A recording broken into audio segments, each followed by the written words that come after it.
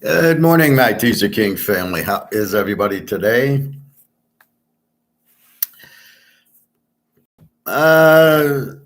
Strange day yesterday in college. We hit a lot of games, but we missed the locks. You get that every once in a while. The locks were the Notre Dame free pick with Ohio State and the Georgia under, and the Iowa State under with Minnesota under. So it seems like I'm thinking going, what the fuck? I'm not hitting my totals. And I don't know what to do with that because it's a very strange, the week before I had Iowa State under. They lost 10-7. It won. And I had Georgia under, and they lost. They won 24-14, a 38 and an under 60. So they both won. So it's the same strategy. Iowa State's playing a very weak offense in Oklahoma State. Georgia's got UAB. They should kill them. A lot of turnovers in the Georgia game. A lot of big plays in the Iowa State game, which they've never gotten. And, the guy that makes the bets and I get the 20%'s like, what the fuck? And I said, and then I watched the Notre Dame Ohio State replay. I didn't watch the game, but I watched the replay. And there was 4 times they went for it on 4th and 1. Ohio State at the Notre Dame 1 and the Notre Dame 10 and didn't get it. And Notre Dame at the 19 and the 30, and they didn't get it. I thought the play calling was delicious. They ran Hartman instead of handing the ball to the big number 40, the running back, who they couldn't stop. And Ohio State, same thing. And I said, well, that's 28 points. They scored 31. That's a 59. We needed 48. Theoretically, we should have won. But again, that's what happens is the turnovers or these let's go on 4th down like they think it's automatic. And it should have cost Ohio State the game. How do you go 4th and 1 and not get it? How do you go for? I mean, it was like 3rd and 2. They ran such stupid plays. I think part of the problem in that game was the offensive coordinators are total idiots. Why would you run Hartman? It's not a running quarter. It's like running Tom Brady, unless he's doing a quarterback sneak. Hartman's no Mahomes. He's no, even Josh Allen I could see. So what are you supposed to do? They drove down. The plan worked. Ohio State got to the 1 and the 10. That's 14 points. Now we're at 45, and Notre Dame had the ball at the 19, missed the field goal, drove down to the 30. And as if Ohio State gets those points, then Notre Dame plays differently and they throw, and we would have been – all we needed was 48. So we lose the bet, but when we look at why we lost, we just scratch our head and going, what the fuck just happened here? And that's what's – hey, Alex, good morning. A lot of winners on our card except for the total ones. I was impressed with the Texas under. I think that was my favorite play of the day was the Texas under and the Liberty. I played 11-teamer with Alex, and Iowa State. It's I don't know. You figure it out, Alex. It was a good play. We're laying 43 to Oak State, who can't score. Neither team's. Iowa State lost 10-6 to Ohio. They're going to put up 30 points on Oak State. That's the problem. So did I. I told you, and I like some others that I didn't give you Michigan under, which I like because I think it was real close to noon. And that's what I'm like scratching my head today. I didn't play James Madison, which I had liked before. Fresno State, Washington. The USC game, I didn't understand it because all the 3 quarterbacks who were doubtful for Arizona State played. And I'm watching the highlights now, I would have bet the game over. It was only 61, and USC got 42 of it, but I didn't think Arizona State would score with all three quarterbacks injured, but they're not really injured. So now we're getting fucked on injury reports. Notre Dame and LSU over. That LSU over started slow. I was worried. Yeah, I had LSU over. Kind of got fucked in the Ole Miss Alabama game where Ole Miss, they had the touchdown at the end. If you saw the last minute of the game, Ole Miss drives down. They got the ball at the 8-yard line, and it's third down, and the guy's wide open. Nobody covers the slot guy. He's wide open, and the quarterback overthrows him. And it seemed really weird because the receiver gave him a look like, what the fuck was that? What kind of pass was that? So you wonder what's really going on. And with everything going on in Wall Street, I don't question anything. But surprised there. And he went back to Milrose, who I think completed one pass. I mean, he's terrible. But that's why I don't like. But Michigan under 1. Oklahoma looks like a very strong under team. And let's go down the list. Toledo, I picked. I didn't play. They won. Georgia Southern looked huge. Duke, I did have Duke. I bet them, and they won big. Duke's really good, really underrated. New Mexico beat UMass. How UMass can be favored is beyond. Miami killed Temple. I did have Miami. Now, Colorado, Oregon. One of those games. SMU screwed a big teaser on me. TCU scores on 4th and 2 from like the 30. Yeah, that happens so much. Yeah, I don't have the score written, but TCU is a good offensive team, but SMU, they got 11 points on Oklahoma. I don't know what's going on there. Yeah, it's a tough one. App State I had, good dog. So I'm taking these App States and James Madisons, and I'm hitting them all. BYU, Kansas. I don't know where Kansas, all of a sudden, I won because I had 15 points, but they won by 10 or 11. But where's Kansas all of a sudden? BYU beats Arkansas, and here's Kansas. They beat Illinois. Now they beat BYU. I know they're a good team, but I didn't know they were that good. Tennessee crushes UTSA, which I thought. Liberty I had Liberty -4 against Florida. They killed them. Liberty, be careful. They're a very strong team because they got the Coastal Carolina coach, went to Liberty. And so McCall's having a difficult time with the new coach, but Liberty gets the good coach, sort of like Washington gets Fresno State's coach, right? And all of a sudden they're lighting it up. Kansas had 2 defensive scores. Wow. Okay. Real D, what the fuck? Notre Dame killed my parlay yesterday. Yeah. Did you have it over? If you had Notre Dame, you would have won. Unless, the spread was what, 3.5?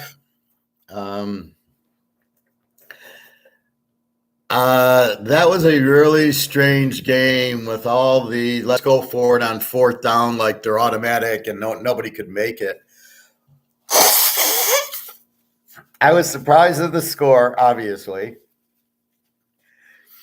And had they got the 4th downs, Ohio State 4th and 1 at the 1, 4th and 1 at the 10, Notre Dame 4th and 1 at the 19. They went Hartman wide. There's a jet sweep at the 30 for Notre Dame that doesn't go anywhere. All of a sudden, Ohio State has defense. Did they care to watch the Michigan game? And no, you just run at Ohio State. They can't stop it. So I don't know what the hell is going on. I am afraid of Ohio State's quarterback kind of sucks, which showed yesterday. Notre Dame, I thought, didn't use Hartman right. They didn't use the running back right. Notre Dame should have won. Although in a teaser they would have won. They were getting 9. But yeah, the over. If you played it over, that was just that was crazy. But again, and I go back to expected outcome. The expected outcome with Hartman and Notre Dame and was at least a 28-24 game's 52, and all we needed was 48. So I expected them to be in the 20s. You could never expect a 17-14 game.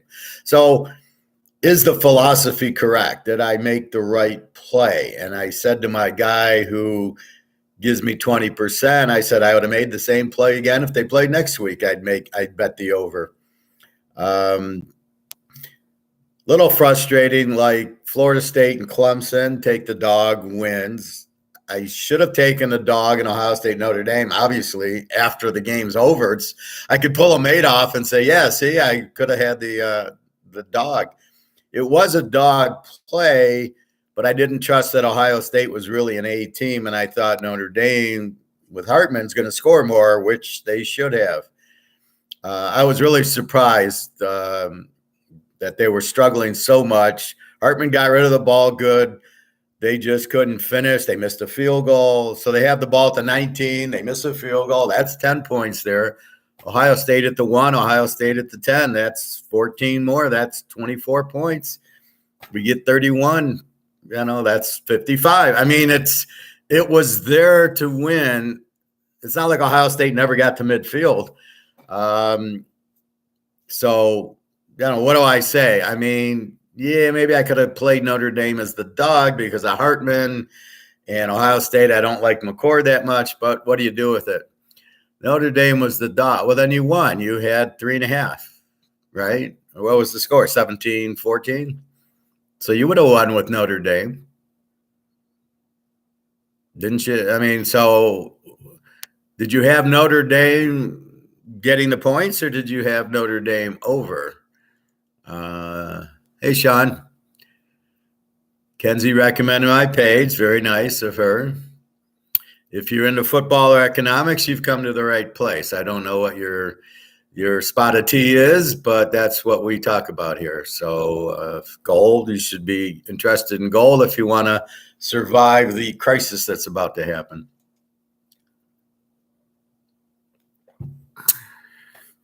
So you took the money line. Okay, I've warned you about money lines. Why? It's not. I don't recommend money lines. I recommend teasers. This is why we play teasers. If you're going to play Notre Dame and you take 9.5, that was a really good play. So this is the problem with money lines. You probably have the right odds anyway because they fuck you over on money lines. Todd. High profession Notre Dame, no offense. I did hit 18 teaser with Georgia. Georgia with BYU, Michigan, Tennessee, App State, Florida State, and long shot UNLV, NC State under. Hey, Kaylee Cox. Welcome to – this is a class. I teach finance, economics, gold, and I handicap football. So if you have any what would you like to know about it, Kaylee? I could say that you most definitely should buy as much as you can. Okay, so let's answer Kaylee's question. So here's the dollar. This is all that's left of it. So on one hand, the dollar's collapsing, going to zero because these idiots print it to nothing. And what do? Every country in the world prints dollars like this, right? They're all printing the dollars without gold, and so all the dollars are going to zero because there's a bunch of idiots running the currencies. So with that said, you have to get out of dollars, and you can't go to the euro or the British pound or the Swiss franc because they're all going to zero. So it leaves you with the only thing you can go to, which is gold, which you have zero risk in because there's huge demand. So as I teach, you have to have a market, you have to have demand. We'll get on to football in a second, guys, because I know it's Sunday. So if you have demand, then so I always use this. So I can only sell this if somebody wants to buy it, right? Canadian Club 12-year, right? If somebody buys it, I can sell it. as long as there's market for gold, it'll never go to zero. And there's a huge market for gold. It's so huge, it's ridiculous. So you have no risk in buying gold. You have to get out of the dollar because it's going to zero. Think of it as the Titanic. The water's coming in the boat. The boat's about to sink. You got to get off the boat. And here's a gold boat over here going, come on, Kaylee, over here. And that's exactly what's happening. So you've got to get out of the dollar before it sinks, and then you get into gold. Gold is so undervalued because it's paper gold. That's the problem, right? It's paper. It's priced in paper, not physical. We want physical gold. You got to go to the coin store and buy. Yesterday, I bought a 1/4 ounce and 1/10 of an ounce of maple leaf gold. Any gold will do. Maple leaf, Cougaran, U.S., Philharmonic. You can't find Russian because they won't let it out of the country, or China. But any gold's fine. All you care about is the ounce of gold. It's about $20,000 an ounce, but they're selling it for $2,000. So it's a no-brainer. You're buying something extremely cheap that's extremely valuable because it's priced by COMEX in paper because they don't want the competition with the dollar. So therefore, they keep the price down artificially so it's not at market. It's going to go way up because it will go to market. Well, of course, you buy gold and you buy silver. It's the only thing you can do without risk. The banks are going to collapse. The stock market's going to collapse because it's all based on this, and this is going out. You can't print. The more you print something, the less it's worth. And the more you print dollars, that's why it's ripped. It's only worth, this is all it's worth, is about 2 cents. But you don't know that because they don't price it. They'll show you the price of gold in dollars, but that's not right because that's derivative paper gold, which they're getting rid of. And here comes Russia with the BRICS saying, we're going to have a dollar backed by gold, which is going to explode the gold price. And then they want to get paid for their oil in gold, which is going to explode the gold price. And the fact that it's been kept down by JP Morgan and the banks because the U.S. doesn't want competition for the dollar because JP Morgan runs the Federal Reserve and has the printing, he prints the money. So if I'm printing the money, I don't want you to go anywhere else. I just want money. But as everybody goes to gold, the money's worthless. And poor JP Morgan won't have a cent to his name unless he bought gold. So you buy it for security to get out of dollars, first of all. Secondly, you have zero risk. Thirdly, it's at least $20,000 an ounce, but it's still marked in derivative, so it's $2,000 an ounce. So every time you buy an ounce for $2,000, in my head, I go, I just bought a $20,000 ounce for $2,000. Where silver, I laugh when I get, it's a $2,000 an ounce silver I get for $25. I just sit there and I just shake my head. I'm like, I can't believe these guys are this stupid. But because we're smart, now keep in mind, I'm 5 steps ahead of the game. It's how I think. I got a master's in this, and I know exactly that's what's going to happen. So A leads to B leads to C. So if you print your money, you inflate the money. If you inflate the money, it goes to zero. Your only out is gold. Gold will go up. So I'm over here, and everybody's still trying to figure out and thinks, oh, the dollar's fine. Oh, no, look at it. The inflation's only 3%, which is such bullshit. Inflation's at least 20%. Go try to buy a car. What's the interest rate? That's your inflation. Let me see. Kaylee, it's advisable to start a gold business. Kenzie is blessed to have a man like you. Well, thank you. I'm glad I found Kenzie too. But, you don't need to start a gold business. Just buy gold. Just be a bank. You want to be your own bank. So what I did is I emptied my bank accounts because I don't want any money in the bank. If you have $100,000 in the bank, good luck getting it out when the shit hits the fan because the banks aren't going to give it to you.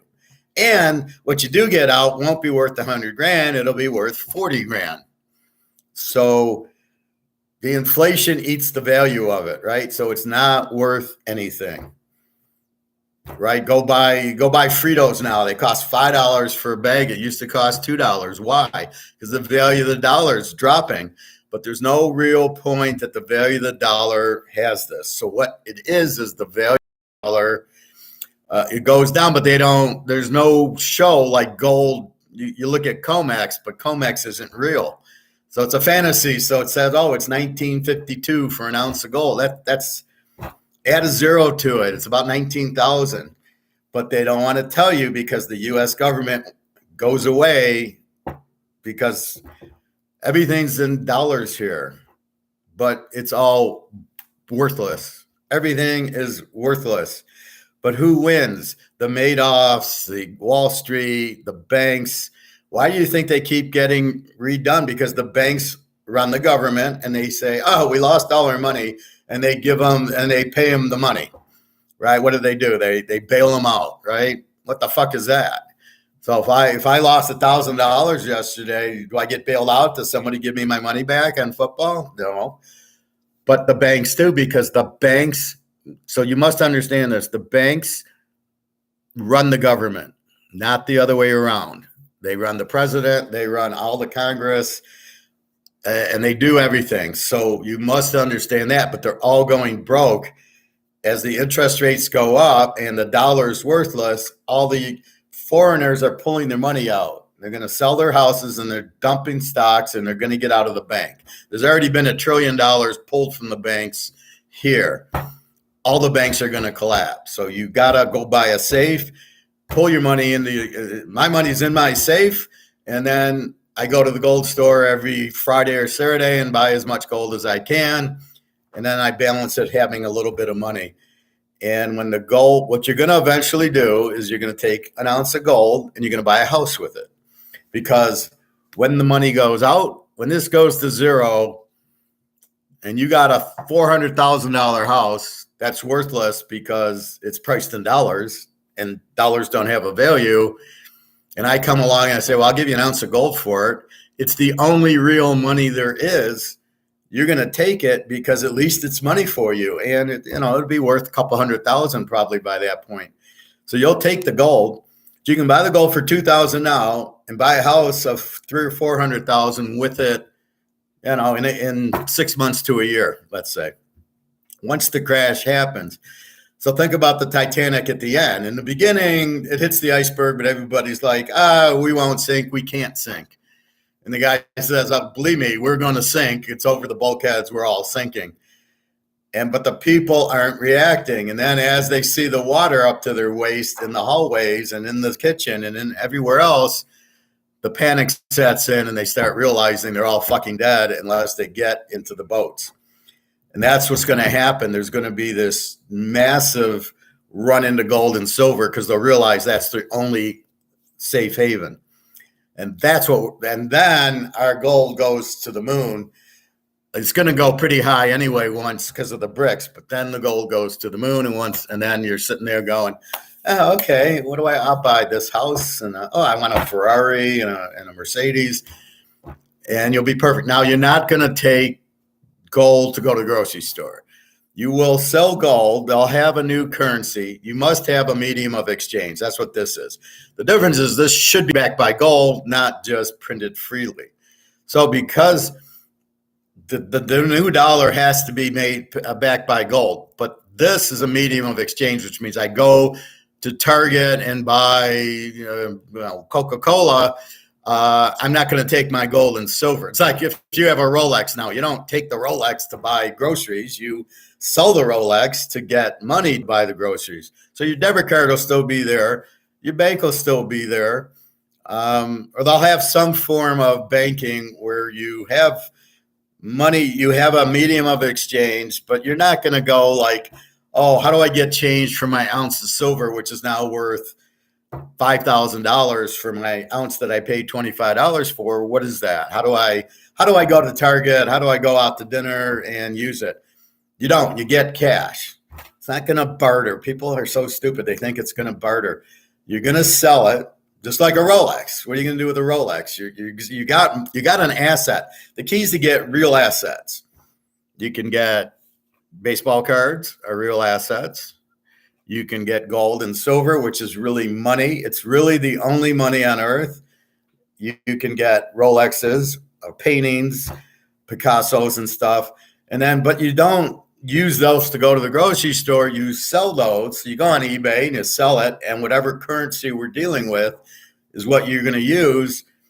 And then they're going to have to reset all the prices, which is going to be a big motherfucker. So I'm going to go to the grocery store. How much is a Coke? I don't know because it's not priced in dollars. How much is your stock worth? Zero, because it's priced in dollars. How much is your Bitcoin worth? Zero, because it's priced in dollars. Bitcoin can't be priced by itself. Gold and silver can. So the Romans had gold and silver. They priced everything. So why the Romans went bankrupt and the empire collapsed is they took all the gold and silver out of their coins. So the gold coin was no longer gold. They had removed all the gold, which is basically what these chuckleheads are doing here. They took all the silver out of the coin and they took us off the gold standard, and they are printing this. Biden comes in, he starts printing 10, 15 trillion dollars. He's got to pay Social Security, Medicare, the pensions with printed money, and you cannot print money out of thin air. If you do that, it doesn't work. You can make money. So if I'm a finance person, I go make money, they give me a paycheck, that's fine. I did a service, but you can't just print money. And that's what we're doing. And that's why there's no value in the money. And that's why you got to buy gold, because this not might go to zero, it will go to zero. Every currency that's done this, the Romans, the Spanish, the French, the English, all went out because they took the gold out of their money, and then this doesn't last, because as soon as somebody doesn't want it, so what's a market? If somebody wants it, I can sell it. Well, what happens if nobody wants it? Then the value of this goes to zero. I don't have a value because this doesn't give me a value, right? If nobody wants it, I can't sell it. And as soon as everybody wakes up, and I'm talking Europe and Asia, they won't want this. Therefore, the value goes to zero. That's why the value goes to zero. You're printing it to zero, but people don't realize it. They get their head in the sand. But as soon as they realize this has no value, which it never had a value, this is just toilet paper.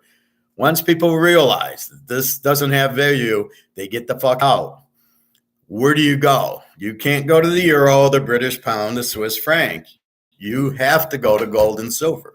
It's the only out. It's the only real money. But it's not just the U.S. It's the whole fucking world is fucked. There's like $300 trillion of debt in the whole world that's about to collapse. So they can't pay the debt back. The U.S. would have to print $1 trillion a day out of thin air to pay the debt on a daily basis. They can't do it. As they do it, the money's worth less and less. So then they got to print $3 trillion a day to pay the debt because the value of the dollar drops. So at the end of the day, the only people with gold and silver or real assets are gonna be okay. So if you got 100 grand in the bank and you got 100 grand in Microsoft, you're fucked. Basically, you're gonna have zero money in the bank. You won't be able to get out. The money in the stocks are gonna go to zero because if it's valued in dollars. So what does Microsoft do? How do they value their assets? They're all worthless now because they're in dollars. They would have to value them in gold, I assume. How long is that going to take? How are you going to go to the grocery store? And let's see, milk is how much? It's an ounce of silver. So that's what's going to happen, and it's going to be real tough. But we'll need a new currency. So the medium of exchange, you're going to sell an ounce of silver. You're going to get $5,000 for it. That's going to go into your debit account and your debit card, your checking account, your debit card, and you go to the grocery store, same as you do now. Car companies will all go bust because they're trying to sell electric cars. There's no demand. Again, if there's no demand, there's no market. Who wants an electric car, and who is going to pay 10% on a loan of a car? Nobody. You're insane. You can't pay 10%. It's like I went to Toyota, so I got a Camry, and I'm talking to the sales manager, and we talk economics and gold, and he says, I can't sell a car. I mean, because I bought the Camry in 2018. It was $470 a month. He says now it's like $900 a month. Nobody can afford a $900 a month payment for 4 or 5 years to buy the Camry. And I go, you got to lower your price. You got to be selling these at $15,000 to get the $500 a month that people can afford. So nobody can afford cars. You want stock in GM, Ford, Tesla. Tesla's a real joke because nobody wants electric cars. There's a few, but really it's bullshit about the environment. We're doing fine with the gas-powered cars. You're pissing off the oil companies. You pissed off Saudi Arabia. Now they're with Russia. Is that really what you wanted? So you've sanctioned Russia.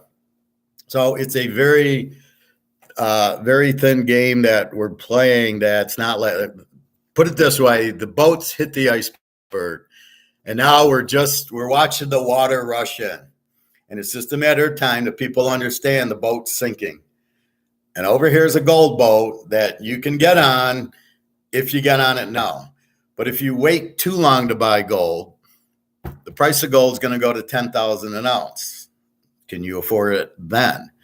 I'm running and I bought a quarter and a tenth of an ounce was $750 on Friday.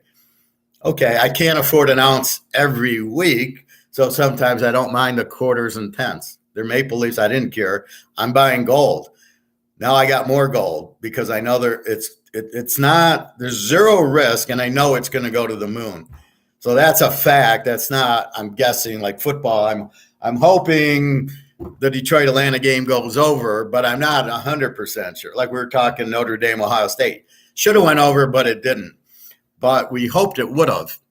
But that's not what happened. With gold, it's for sure going up because the whole world, all the central banks are buying gold. If all the central banks buy gold, what do you think is going to happen?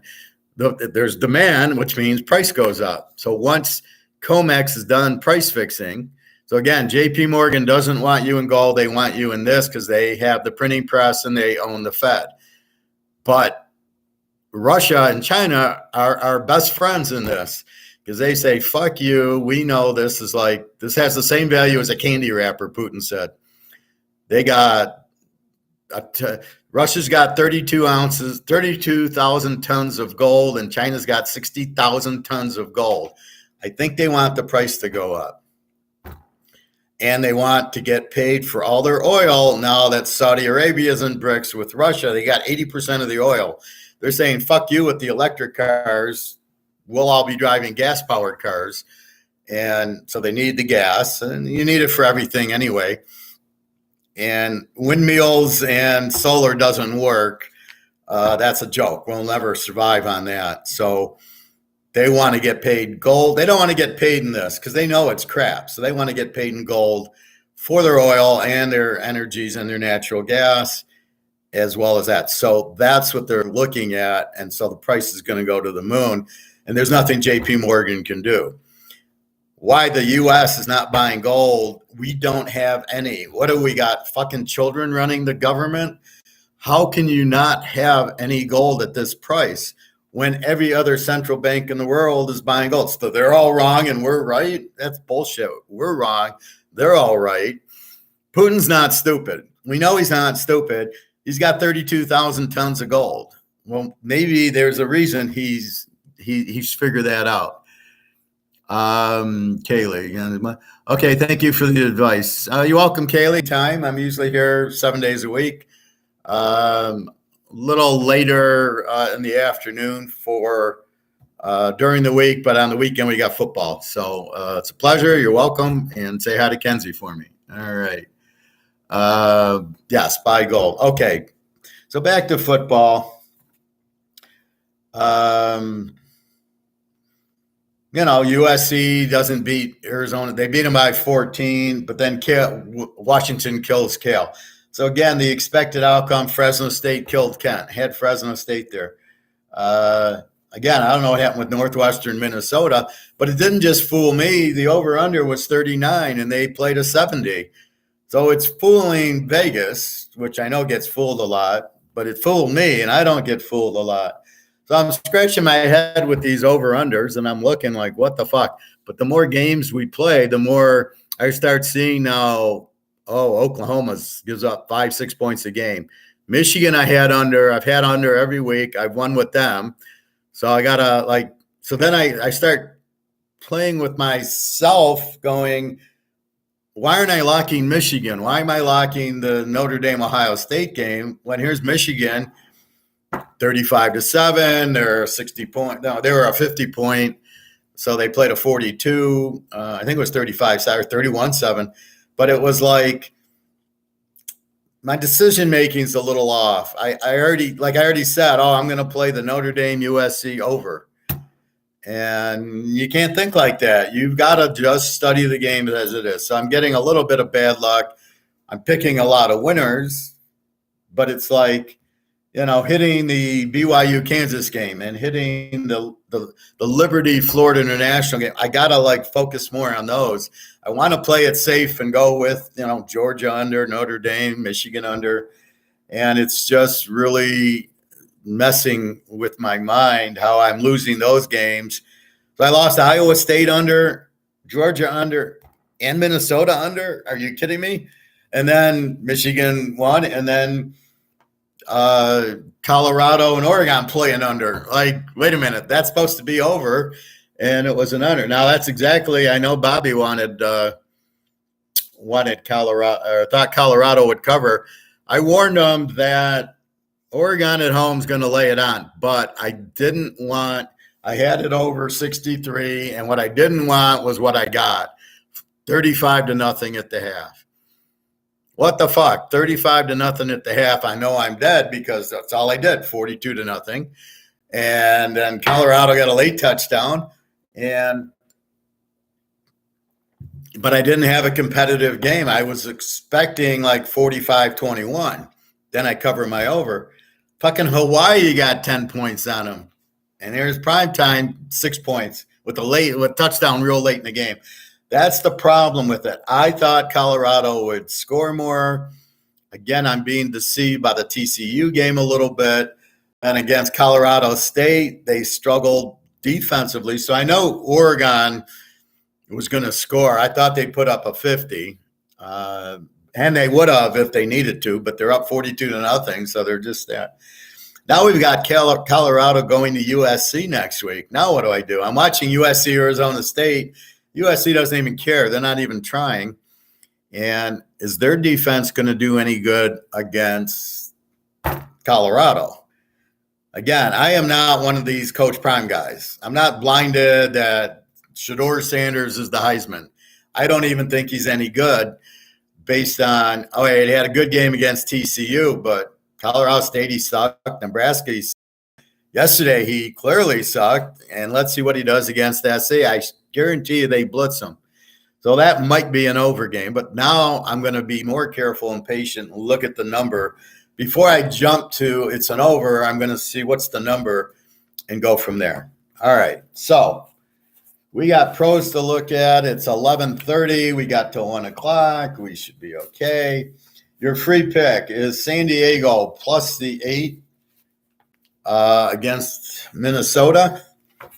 And it is the Denver-Miami over. Now, I see Waddle is not playing today, but they got enough receivers, and Tyreek Hill's playing and Tagg's playing, so we should be good. So, first thing, let's look at the line.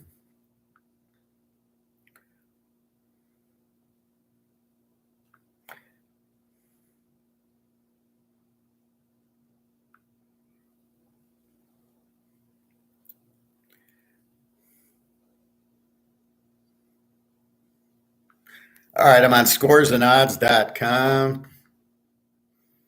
and we'll look at the injuries. And there's a Cam Rising. That's why I put him in the title. My buddy from Utah texted me a Cam Rising. Okay, Kaylee, thank you for coming. Say hi to Kenzie for me. Have a nice day. I don't know if you bet football or not, but I would definitely advise you to buy gold and silver as much as you can. I told Kenzie to buy it. She's Bitcoin's going to zero. You got to buy gold and silver, and you'll be fine. Okay. Minnesota, 1.5, 53.5. Cleveland, 3.5, 38.5. Okay. That's down from 40.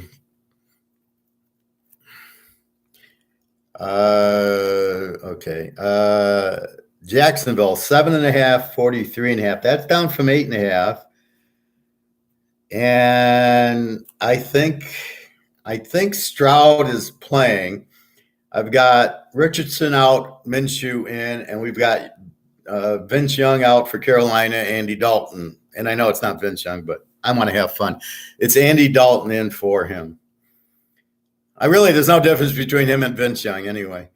New England, 2.5 and 35.5. What a low number. And I doubt they'll get there. Green Bay, New Orleans has gone favorite. Hold on. What's going on here? So, being a critical thinker and a 1.5, what's going on? Why did New Orleans go? Is there a Green Bay injury? I know Kamara can't come back to next week. Carr's fine. Olave's fine. Thomas has been fine. So what the fuck's going on? Must be a Green Bay injury. It's probably the running back, Aaron Jones. He's had the hamstring like the rest of the league because they don't play in the preseason. So I'm assuming here that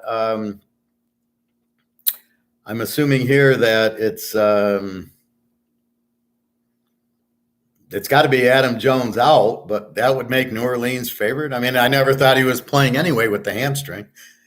Okay, we'll double check the injuries, but that's how you have to think.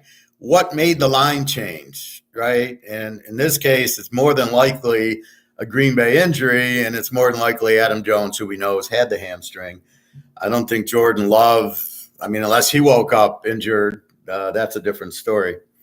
Miami, 647.5 against Denver. And again, I think this game will be very high scoring. I don't think either team's got a defense. Russell Wilson, Sean Payton is picking up the offense, and Tug, is Tug. Buffalo, 5.5, 43.5, down from 6.5.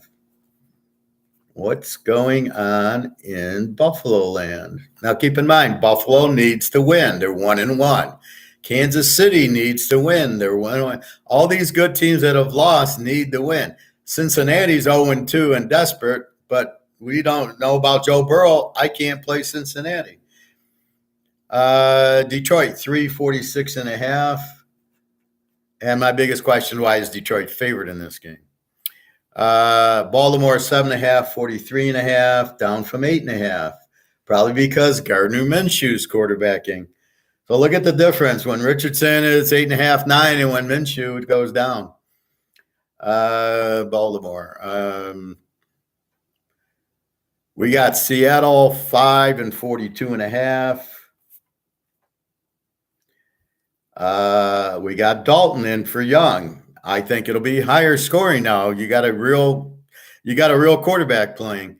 Dallas, 12.5, 43.5.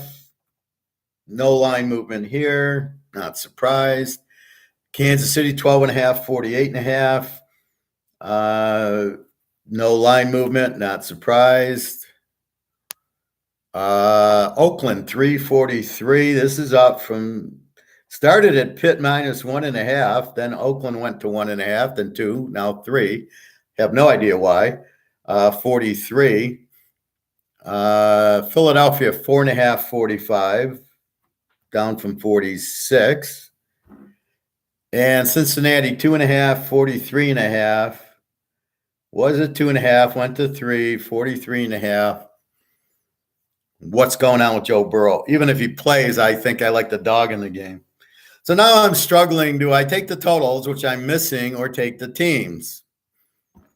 So we go to San Diego. We got 8 points. Got him as a dog. Okay, I'm not going to worry. It'll probably be an over game. I'd almost, if this doesn't go over, I don't know what to do because this is a 53.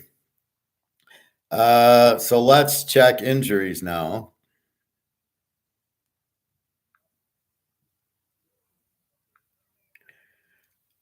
And mostly we're going to look at that Green Bay game. So let's go through the injuries first. And we'll do the quarterback. So first game's Tennessee, Cleveland. Cleveland 3.5. We got Tannehill against Watson. Let's see, Cleveland, Tennessee. I probably shouldn't do it this way. I'm going to go back and forth. Well, let's look at Joe Burrow. Joe Burrow is questionable with the calf. All right, Cleveland, a lot of probables. I'm not going to read them. It doesn't matter. Amani Cooper's probable. Thornhill, probable. Nick Chubb, we know, broke his leg, so he can't play. Conklin, the tackle from Michigan State, IR. And that's about it. I don't know these. I don't know D. Deaton. I have no idea. So now we go to Tennessee.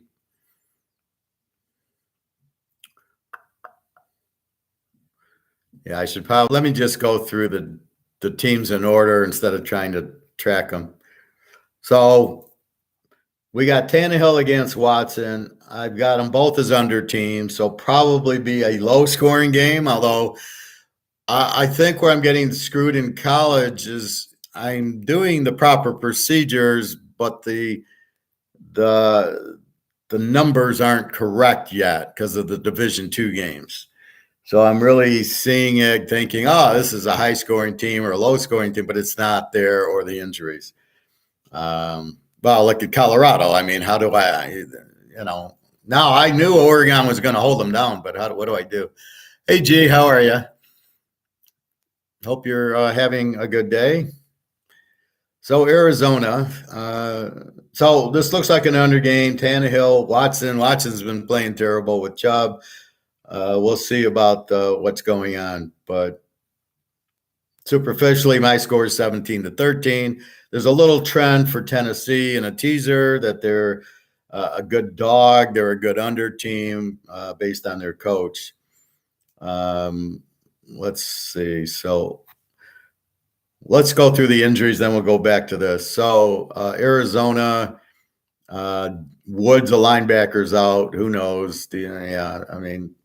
Buda Baker's out, the safety. And of course, Kyler Murray. Atlanta, Cordell Patterson's questionable at the thigh. That's who we would know. Baltimore.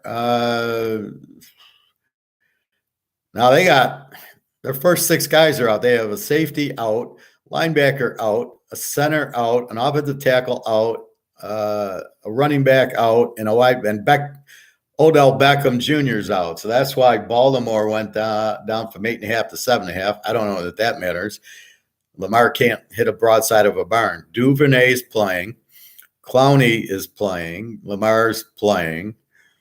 J.K. Dobson's Achilles. All right. Buffalo. Micah Hyde is playing. Knox, the tight end's playing. Cook, the running back. Dalvin Cook's brother is playing. He went to Georgia, Cook, so he's good. And Von Miller, we know, is still out. Carolina, Miles Sanders, they got from Philly, is probable. Bryce Young is out with an ankle. This is the problem with these running quarterbacks. They get hurt, and then what do? You can pick up another running back or receiver. You cannot pick up another quarterback. That's why these guys shouldn't be running. Richardson's out with the concussion. He could be out 5 weeks. He could get another concussion and he's all done, like Steve Young and Troy Aikman. And Roger Staubach got a concussion from LSU Greenwood. He was done. So let's see. Do we know anybody else on Carolina? No. The Bears. Let's see. Mooney, probable. Bunch of offensive linemen out. Okay. Cincinnati.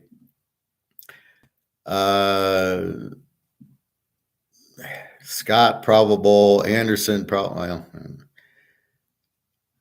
We don't see Chase. So really, it's just Burrow questionable. Cleveland, I think we went through. Amani Cooper is probable, so he's playing, and Chubb's out. Okay. The rest of these guys, oh yeah, D. Deaton. Okay, Dallas. Trayvon Diggs, we know he hurt his knee. He's out. But it's not, as long as it's not whatchamacallit, then they're fine. Let's see. Cooks. As long as it's not Micah Parsons. It's funny, when I try to think of him, I can't think of him. When I don't try to think of him, I can think of him. So Micah Parsons is fine. So really nobody, I don't think it'll ruin the shutout that he's not playing. Denver. Let's see. Nobody that we would know, but I'm glad to see Judy is playing. It's good for the offense and the over, and Russell Wilson. He's not on the list. The Lions, St. Brown, their best receiver, is going to play with the toe. Reynolds with the groin. Montgomery's out. The running back. The guard's out. Let's see. Here's the Lions, right? Guard out. Cornerback out. Safety out. Decker, the tackle, out. The center's going to play. Houston, the linebacker's out. Gardner Johnson, the defensive back's out. See, this is the Lions. They all get the money. They all get injured, if they're real or not. And then that's the excuse why they always go, 5-12, 5-11. So it's already, it's the injuries. It's not that we're a bad team. Green Bay. What's going on in Green Bay that now New Orleans is favored? Van Ness, questionable. Watson, questionable.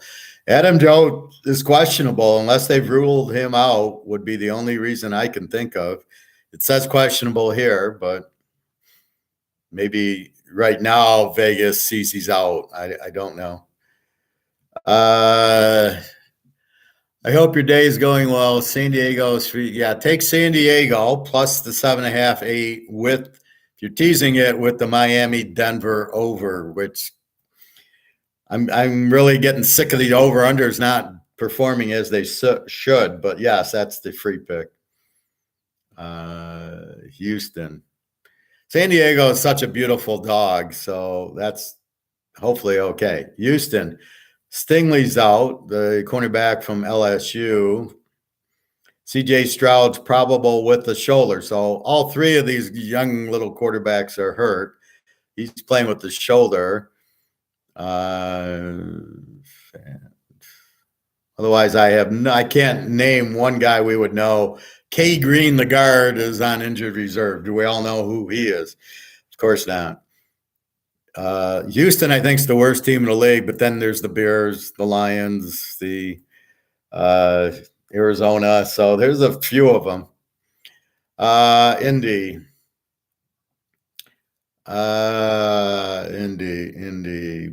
Richardson's out with the concussion. Otherwise, we have Jonathan Taylor's out with an ankle, supposedly, whatever it is. Jacksonville. Let's see. There's really nothing on Jacksonville that would have caused that line to go down to 7.5. Kansas City, Pacheco, yes, he's probable. See, Kansas City needs the game, so all their guys, they play. Pacheco's playing. Snead, the corner's playing. Watson, the wide receiver's playing. The offensive tackle's playing. The cornerback's playing. Tony's questionable. I don't care. He can't catch anyway. You don't see Kelsey. You don't see Chocolate Eclair. So good. And we don't see Mahomes. So Casey, I don't know. They've been having problems scoring. So I don't want to ignore that they're having problems scoring. Otherwise, last year this would have been a lock over. But the Bears aren't really scoring much this year. They have no defense. Kansas City put up a whole 17 on fucking Jacksonville. I'm just staying away for a few weeks until I really get a better feel of what the hell's going on in this league. San Diego, Bosa, yes, he's playing. Perfect. Another linebacker, Rumpf and Henley are playing. Williams, the wide receiver, is playing. The only one out is Eckler, but I don't care because I got Kelly from UCLA as the running back. So I am perfectly fine here. I got Bosa. I am a happy man right now. The Rams, nobody we know. Nobody. Stenson Benson out with an illness. Like, what is that? Cooper Kupp out with the hamstring. Okay, no, we understand. Oakland, a lot of guys probable. So a lot of guys are playing for Oakland. The first 6 are all probables. Devontae Adams is playing, probable with a concussion. It's either concussions or hamstring. That's all I see. Miami, Waddle's out with a concussion. Hill, a tight end, I don't know. Probable.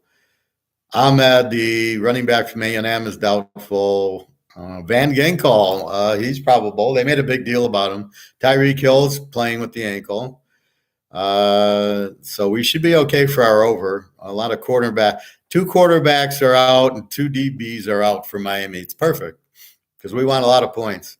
Minnesota, Cam Akers they just got, and that's it. So nobody that I can know. Giants already played. The Jets, Jets. We've got probable. Brees Hall, probable. Very good.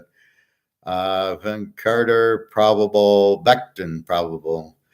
See, they come to play. That shows you a good team here. Just Aaron fucking Rodgers. I can't believe he got hurt. So the Jets, this is a very live dog today.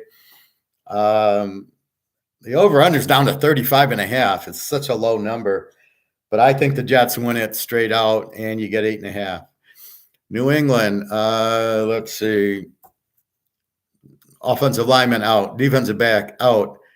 Offensive lineman questionable. Defensive lineman questionable. Boutte questionable with the hamstring. O-lineman questionable. DB out. Offensive lineman out. Wide receiver out. Defensive end out. It shows you they don't want to play for Belichick. They're all like, I don't feel good. All right, New Orleans, what the fuck's going on? So we looked at Green Bay. It can only be Aaron Jones. But now we look at New Orleans. What's going on here? Williams, the guy from the Lions, is out with the hamstring. Another hamstring. How about that? K. Miller, running back, probable with the hamstring. T. Hill. Is this Tyson Hill? It listed as a tight end. Anyway, he's playing with the knee. Kamara, he'll be back next week. We will keep our New Orleans. That'll be a nice hidden gem because will they price it right? And Hayner's out till the week 7. Doesn't matter. You won't be playing. Philadelphia. See, here's another team that wants to win. Tight end probable, safety probable, linebacker probable. Devontae Smith, wide receiver, probable with the hamstring. Watkins, wide receiver, out with the hamstring. Scott, the running back, out with the concussion. Gainwell, probable with ribs. Give Gainwell some credit, my guy from Memphis. I saw him at Memphis. I thought, this guy's such a good running back. So, of course, Philadelphia gets him. Sweat, Maddox. Okay, so they're relatively healthy. I mean, one offensive lineman to another, I don't know their names. I mean, there's very few that you know their names that it's a big deal. Pittsburgh, tight end probable, D tackle probable, linebacker probable, safety probable. McFarland, the running back's out with the knee. Dennis Johnson, wide receiver, out with the hamstring. And Haywood, the defensive tackle, is mid-November with the groin. So they're pretty healthy, except for their problem is they got Pickett as their quarterback. The Niners already played. Seahawks. Adams, the superstar safety, is now doubtful with the quad. Then they got the defensive end, the linebacker, the guard, the linebacker, the center are all probable. Another team wanting to win. Quandre Diggs, questionable with the hamstring. DJ Dallas, he's not a factor for them, is with an illness. Got a lot. Noah Fat, tight end, probable.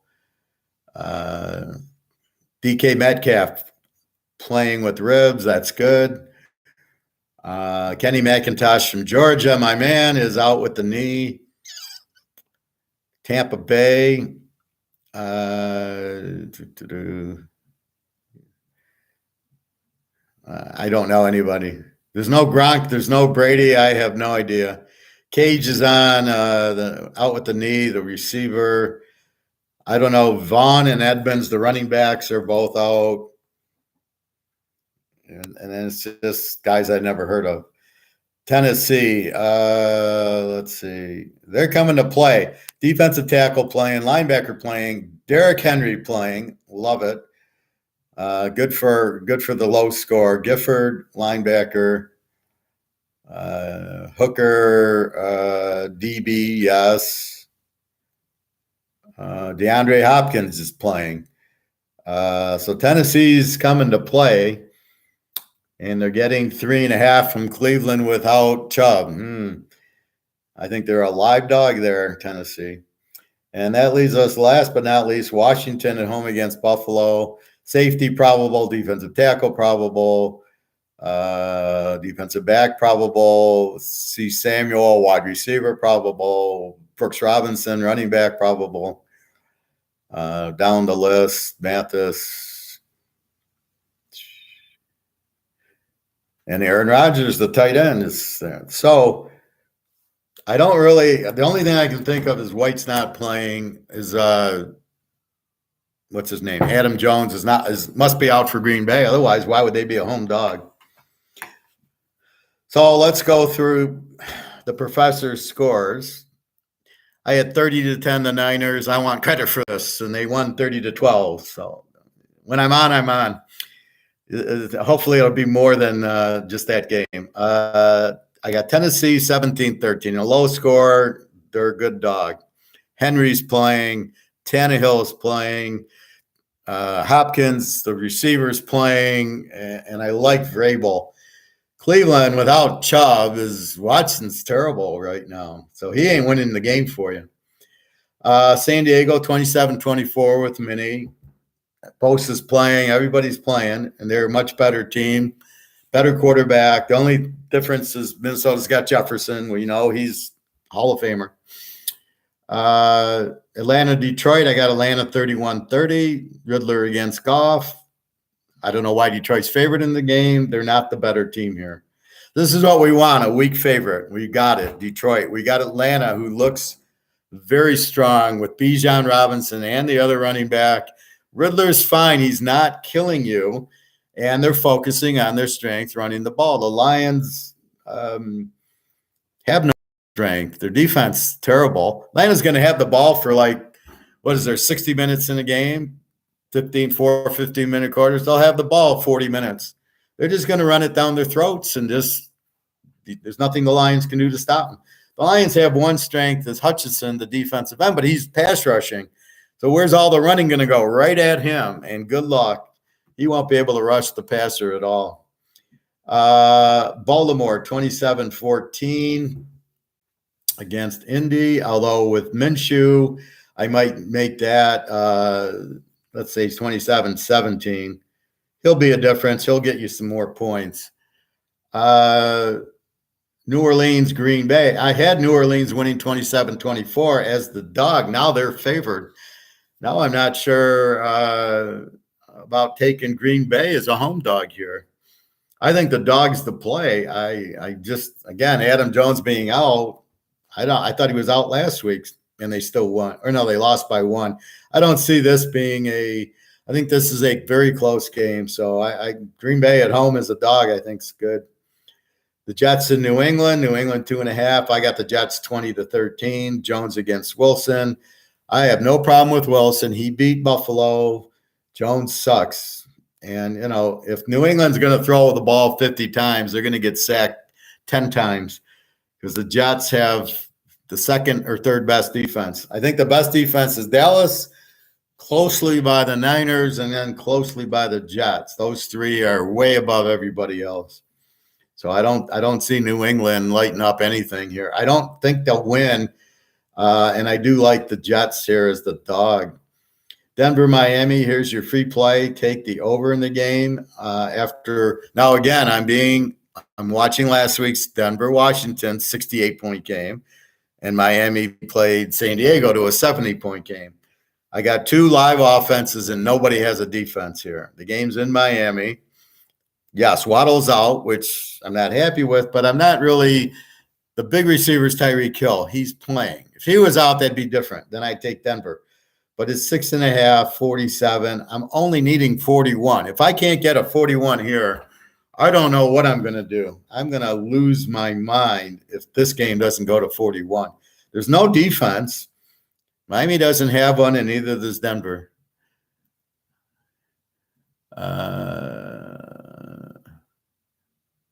Hey, Eric. No problem. We got an hour with Waddle out. Gee, if I looked at every injury and I wouldn't be able to make a bet. So as long as Hill's playing, he's the key. Waddle they can replace with another receiver. I'm sure they got 4 or 5. As long as Hill and Tua are playing, and they're playing Denver, who Washington and Thurston Howell III put up a 30 on, I'm okay with it. Again, if they were playing the Jets, I'd be on the Jets, and I would never go over. Even if Waddle was playing, I wouldn't go over against the Jets. Houston, Jacksonville. I got Jacksonville 27-14. Stroud is playing against Lawrence, who's terrible. I mean, that's about it. Houston, I think, is just a terrible team. They don't score. They have a terrible defense. I mean, Indy lit them up last week. So, yeah, although Jacksonville, I don't know. I mean, they played a 17-9 game with KC. So that means that Houston should not even get 14 points. They should be under 14. But Jacksonville with Lawrence, they have no offense, but Houston has no defense. So I think Jacksonville wins. I'm petrified to take Jacksonville to win.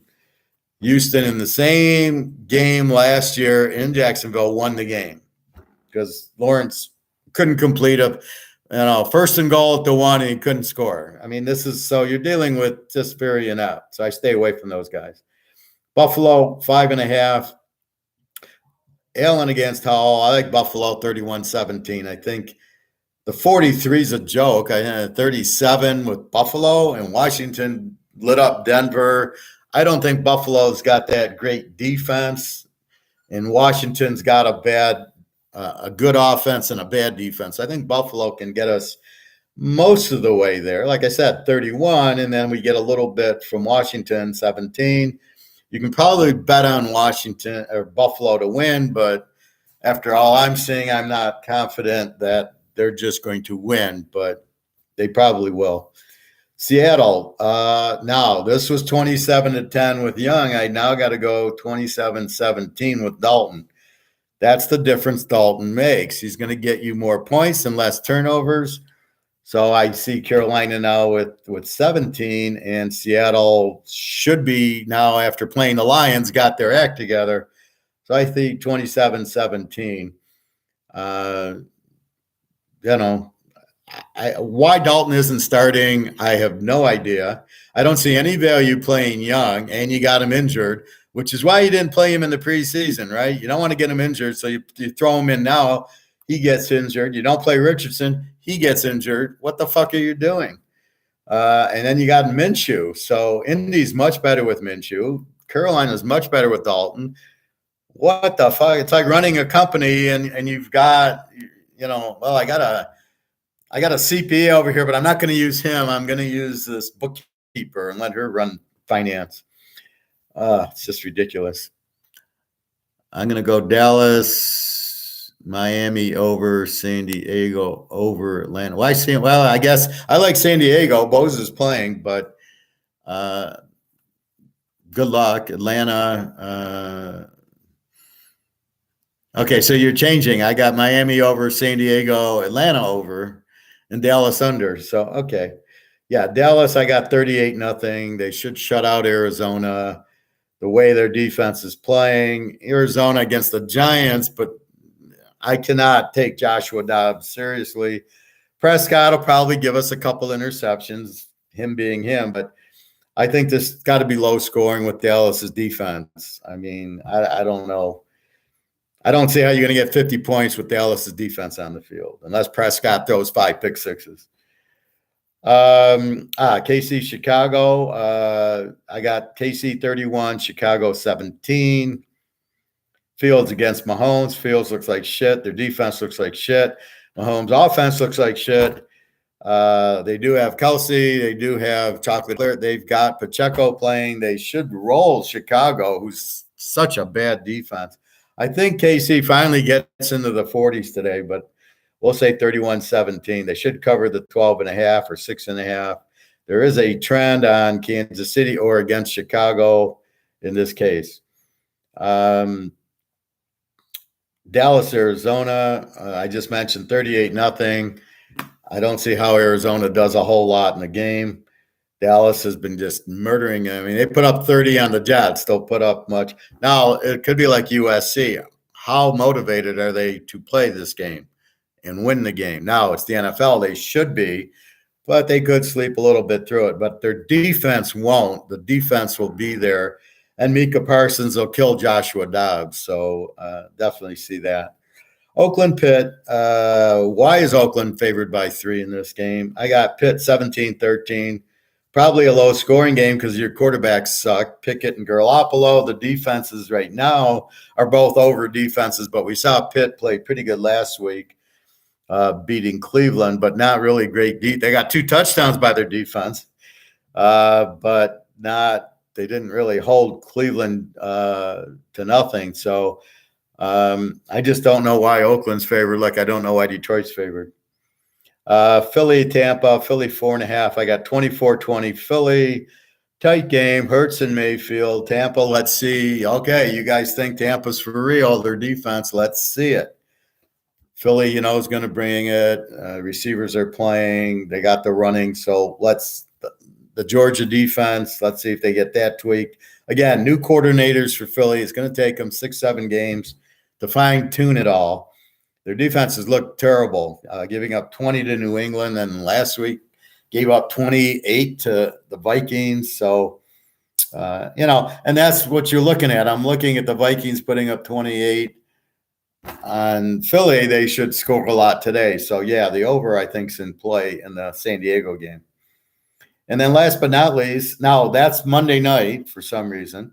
And then we got LA Cincinnati also on Monday night. Probably they're leaving it open if you want to play a teaser. Cincinnati 2.5. Burrow is still questionable.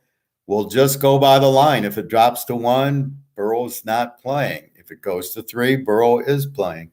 Even if he plays, his calf seems good. I like the Rams 21-20. If Burrow plays or not, because Burrow just doesn't look right. They're struggling, and I think the Rams are playing pretty good ball.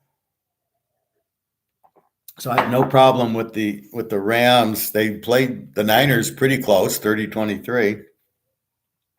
So I think this game's dead even. It is revenge for the Super Bowl for Cincinnati, but the way they're playing now, if Burrow was 100%, I would take Cincy, and they need the game. They're 0-2, but that's what I have there.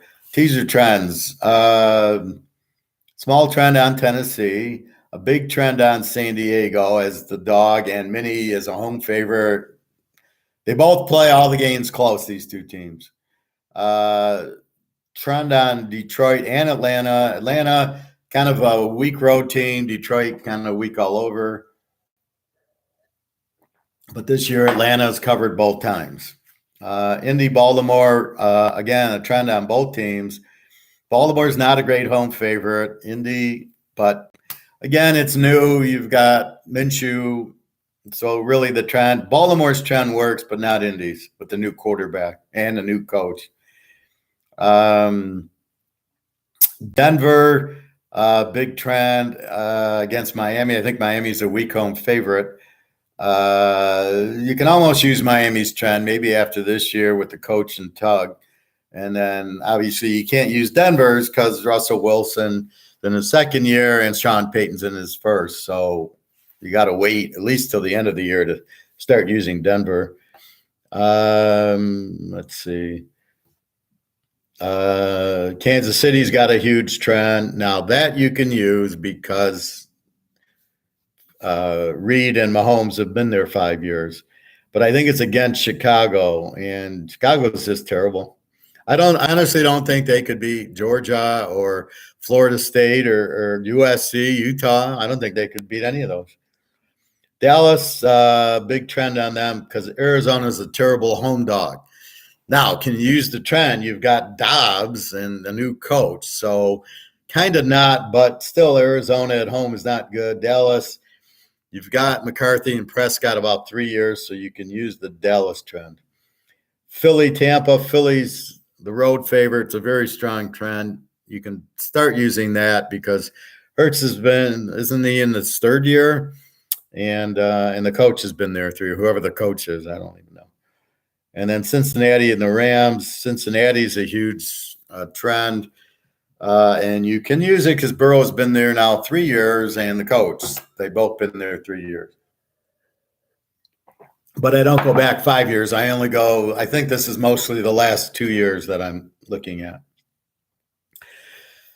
So it gets you into your mind fucked with the college, right? How did Ohio State, Notre Dame not go over? How did Georgia and Iowa State not go under?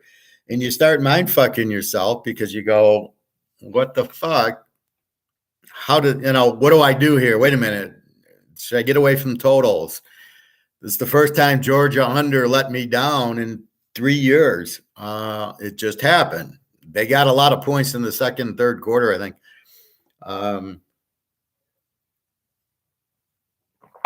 So you really don't know what to do with it. I think you just got to kind of take a step back and go, okay, why did we pick it? It made sense. Notre Dame kept going, and Ohio State kept going on fourth down at the 5-yard line and not getting it, and turns the game into an under because that's 28 points they left on the field, and that would have been way over. The theory they drove down there, they just made some really stupid plays on 4th and 1 all these times. Okay, Dallas -6, -7. Dallas. So you're asking me in a teaser, it's 12.5, Dallas. So 6.5 you'd be at. Or are you saying it's 13, you're going to 7? Either way, well, I mean, I don't know why you're going that way. Again, it's in my mind, it's an under game with Dallas. The strength of the game is Dallas's defense. We all agree on that. So Dallas got up for the Jets, 30-10. Are you thinking that what's your score? So pick your score, G. So I got 38-0. So you can lay 6 or 7, or you can go under. You can't go over, and good luck taking Arizona.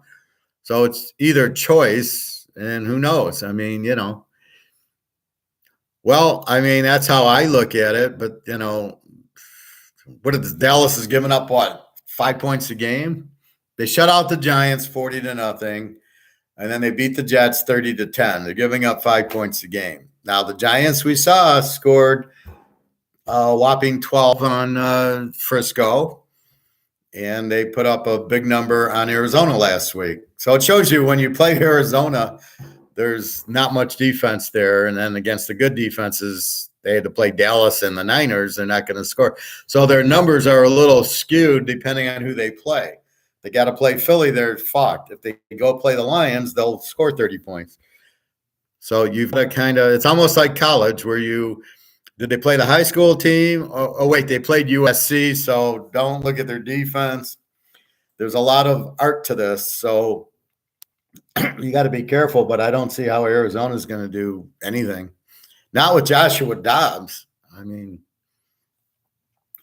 so – how do you pick your games, right? So, again, I've given you 38-0. I believe is my guess for the score, which I'm not trying to be accurate to the point. Like, okay, I got lucky with the Niners 30-10, 30-12, but the concept was the Niners were going to score and keep the Giants down, and that's exactly what happened.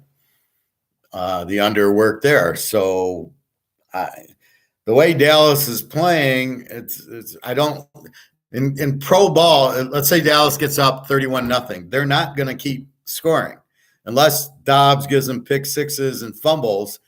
Dallas is just going to run the ball, run the clock, and win 31-0. They're not trying to get to 60.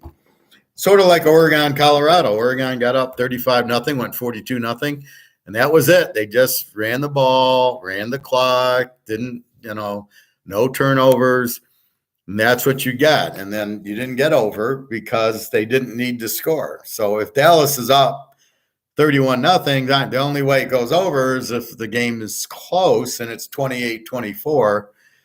But how is that going to happen with this defense and Joshua Dobbs? Brady, maybe, but even Brady in the playoffs last year didn't do shit. So I think this is a very strong defense. This is the Seattle Legion of Boom defensive coordinator who was the coach of Atlanta, who did nothing at Atlanta, but now he's at Dallas.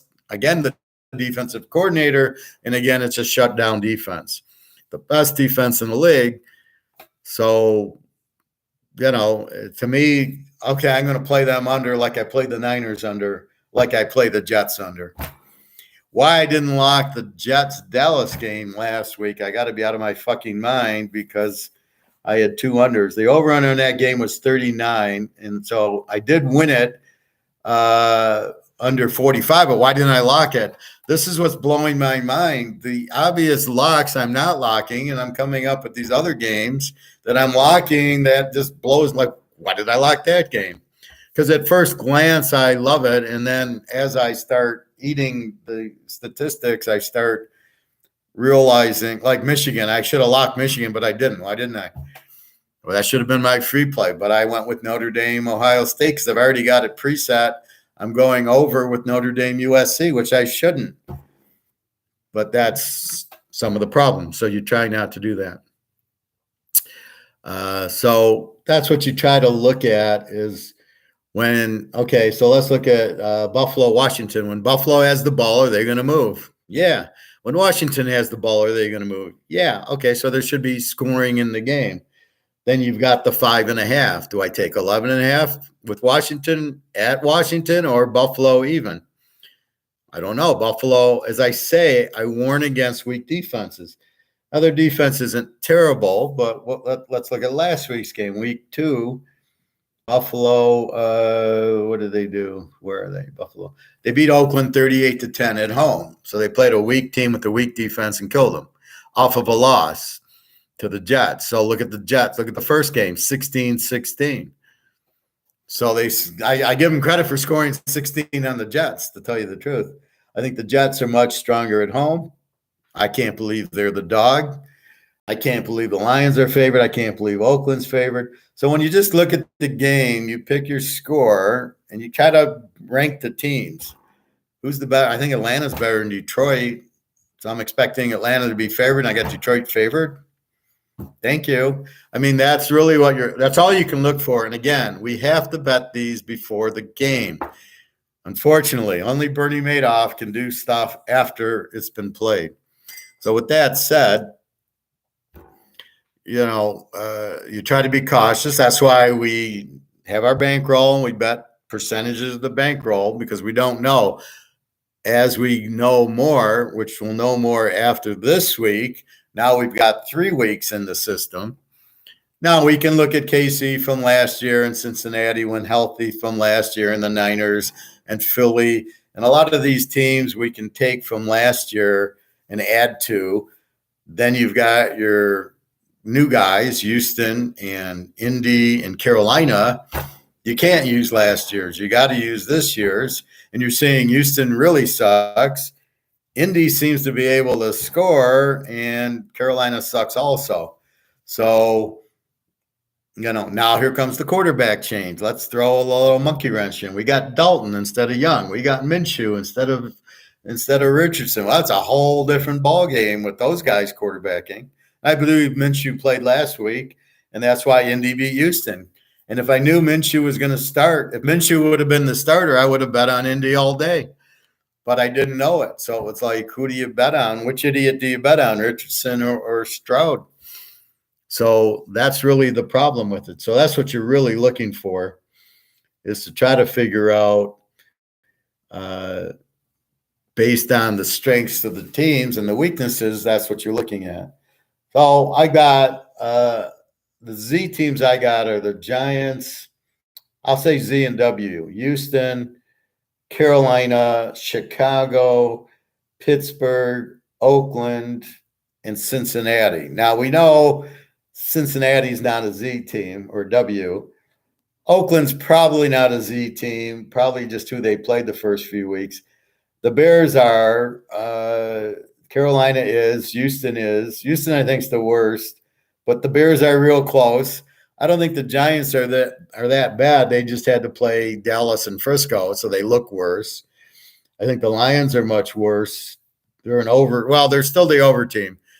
Good offense, terrible defense. They didn't fix the defense.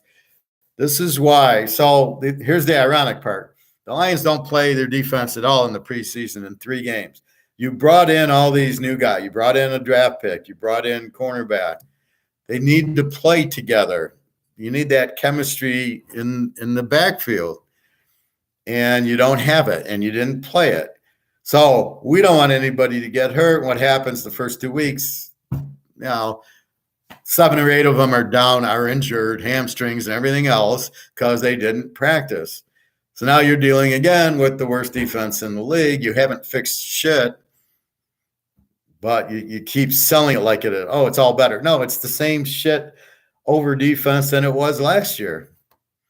So you take advantage of it when you get a good offensive team like Atlanta. You just bet against the Lions. There's no way. See, the Lions can't really blow out anybody because they can't stop anybody. That's why they lost to Seattle last week. Should have lost to KC if Tony doesn't drop 10 passes. That was bullshit. That's probably what's hurting KC now, is he doesn't have that. He didn't have Kelsey, and how strong was Kelsey last week?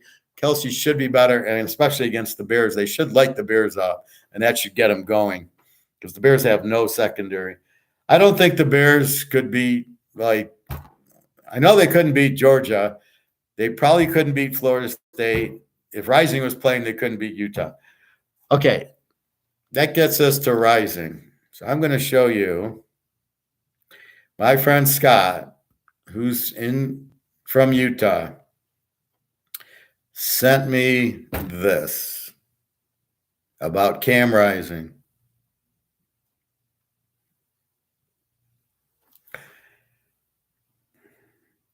So this is from something from the University of Utah, kind of explaining, because they keep bitching at the coach. Why isn't he playing? Why isn't he playing?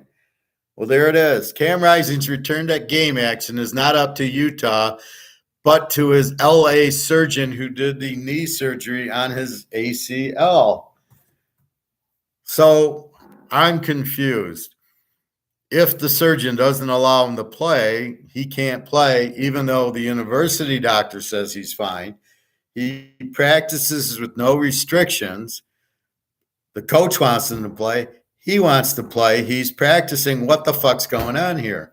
So my friend thought, well, he's from LA. He's the LA Rams doctor because he got hurt in the Rose Bowl. And he's like, well, maybe he doesn't want him to play against USC and UCLA, because they played UCLA yesterday. And I'm going, man, is the doctor really going to lose his license? And why is this guy responsible? Why is the surgeon responsible for Cam Rising to play when he's allowed to practice? So either he can't practice, but if he can practice with no restrictions, why isn't he playing? And why is it up to the surgeon? Who's making that rule? Is that an NCAA rule? And what if he is? What are they going to do?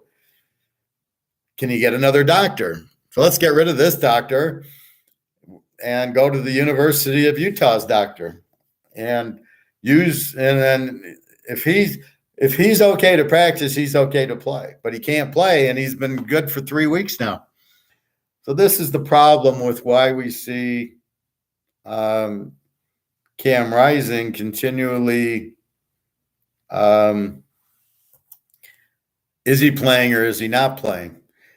And it's up to the surgeon. And so I asked my friend, well, what is the surgeon saying? Clearly, his knee must be okay if he is practicing.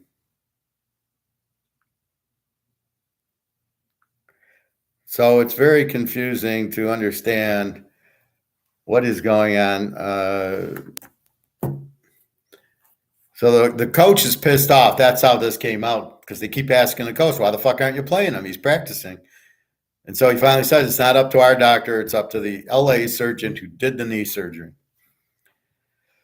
So again, until I see Cam Rising in the box score, I'm going to assume he's not, and I'll keep an eye on it. So until then, it cost me a lock yesterday because I would have locked the game under, and it was 14-7. UCLA has a pretty good defense with the freshman quarterback. Utah can't move the ball with a very Georgia type of defense. But because we don't know about Rising, this is another frustrating thing. So instead of betting on Utah or putting them in a teaser, I got to wait. And then I got to wait till game day when all my bets are in and all my picks are in.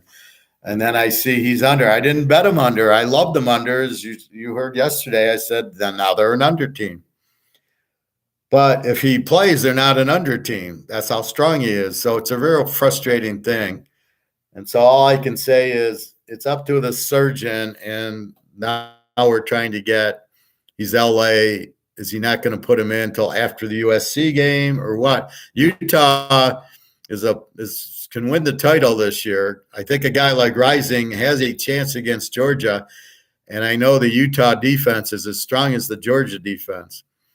So you got Georgia, you got Utah, you got Florida State with the strong defense, and Notre Dame has a pretty strong defense, I think. I don't think Ohio State's defense is that good, but we'll see. It's playing well. We got to see more on Ohio State, and apparently Notre Dame played good defensively. They kept holding him at the 1 yard line, at the 10-yard line. Bobby Bowe, yeah, every team I had in that big parlay I told you about won, but that Ohio State Notre Dame overkilled the parlay. Bobby Bowe took a big hit. These teams just choke time. Well, and I talked about this game. 4 times they went for it on 4th down at the other team's end. Ohio State at the 1 yard line didn't make it. At the 10 yard line didn't make it. Notre Dame at the 19 didn't make it. And at the 30 didn't make it. So if they just, why Hartman was running, I don't know. And why the Notre Dame quarterback ran. Had they just made those, that's 28 points to the 31 is 59 points. We only needed 48. The only other way you could have bet the game was tease Notre Dame at 9.5, but I don't know that I trusted them. I did like Hartman, and I thought they would score a lot more with Hartman. A terrible play calling. Notre Dame didn't use the running back enough. I mean, they kept trying to run Hartman when they should have given the ball to number 4, who was running through them. All teams were winning, and I thought, let me check that over, and it was 0-0 with about 3 minutes left. Well, that's exactly right. And it went up. It was 53, went up to 55.5.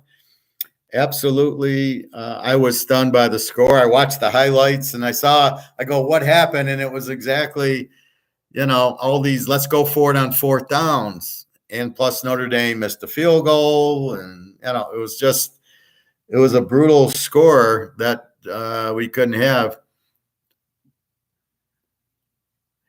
Well, that's been Clemson and Alabama's thing. So I'm showing you this, Bobby Bowe. Cam Rising cannot come back until his surgeon lets him know. Not the university or the coach is holding him out. So the University of Utah medical staff saying he can play. The coach is getting very frustrated because everybody keeps asking him, why aren't you playing Cam Rising? He's practicing with no limitations, without a knee brace. What the fuck is he doing why isn't he playing? And it's the LA surgeon not allowing him to play, but he can practice. But the University of Utah doctor says he's fine. So something is funny going on here with Cam Rising. He should be playing. Why the LA surgeon needs to okay it. And then why isn't he if he's practicing with no limitations? Well, either he can walk or he can't. If he can either practice, he either can't practice, can't play, or he can practice, he could play. So this is what's very frustrating to everybody. It feels like Caleb Williams is the only legit quarterback. I don't know how legit he is. They had trouble against Arizona State last week. But so in your teaser, you didn't have Colorado and the 27 points that you told me you thought they'd stay there? Or did I talk you out of that? Now you see the real prime. And I told you, Oregon at home, they play strong defense. It's funny. They go to Texas Tech 37-31. But when they play at home, they would have beat them 37-0 like they did yesterday, 42-6. It wasn't even that close. There'll be a good game coming up. Oregon, Washington. You're not going to see the same. There's a much better score. Next week, you got USC going to Colorado. And we'll see about your buddy Caleb. And unless Primetime's going to play cornerback, good night, Colorado. They'll beat them by more than 42. They're trying to send a message to Prime, like, shut the fuck up. You're trying to get the spotlight, and they're trying to make them look bad. That's what Oregon did yesterday. They really wanted a shutout, and that's what USC, although USC's defense is so bad, but that's what USC. I don't know. Are they gonna get any points, Colorado, against USC? I got to see the line on it, but they're gonna get killed. I like 2 at USC, Colorado over. Well, I don't know. We thought it would be over yesterday with Colorado, Oregon. So the fact is, it's in Colorado, and USC's defense is nothing near Oregon.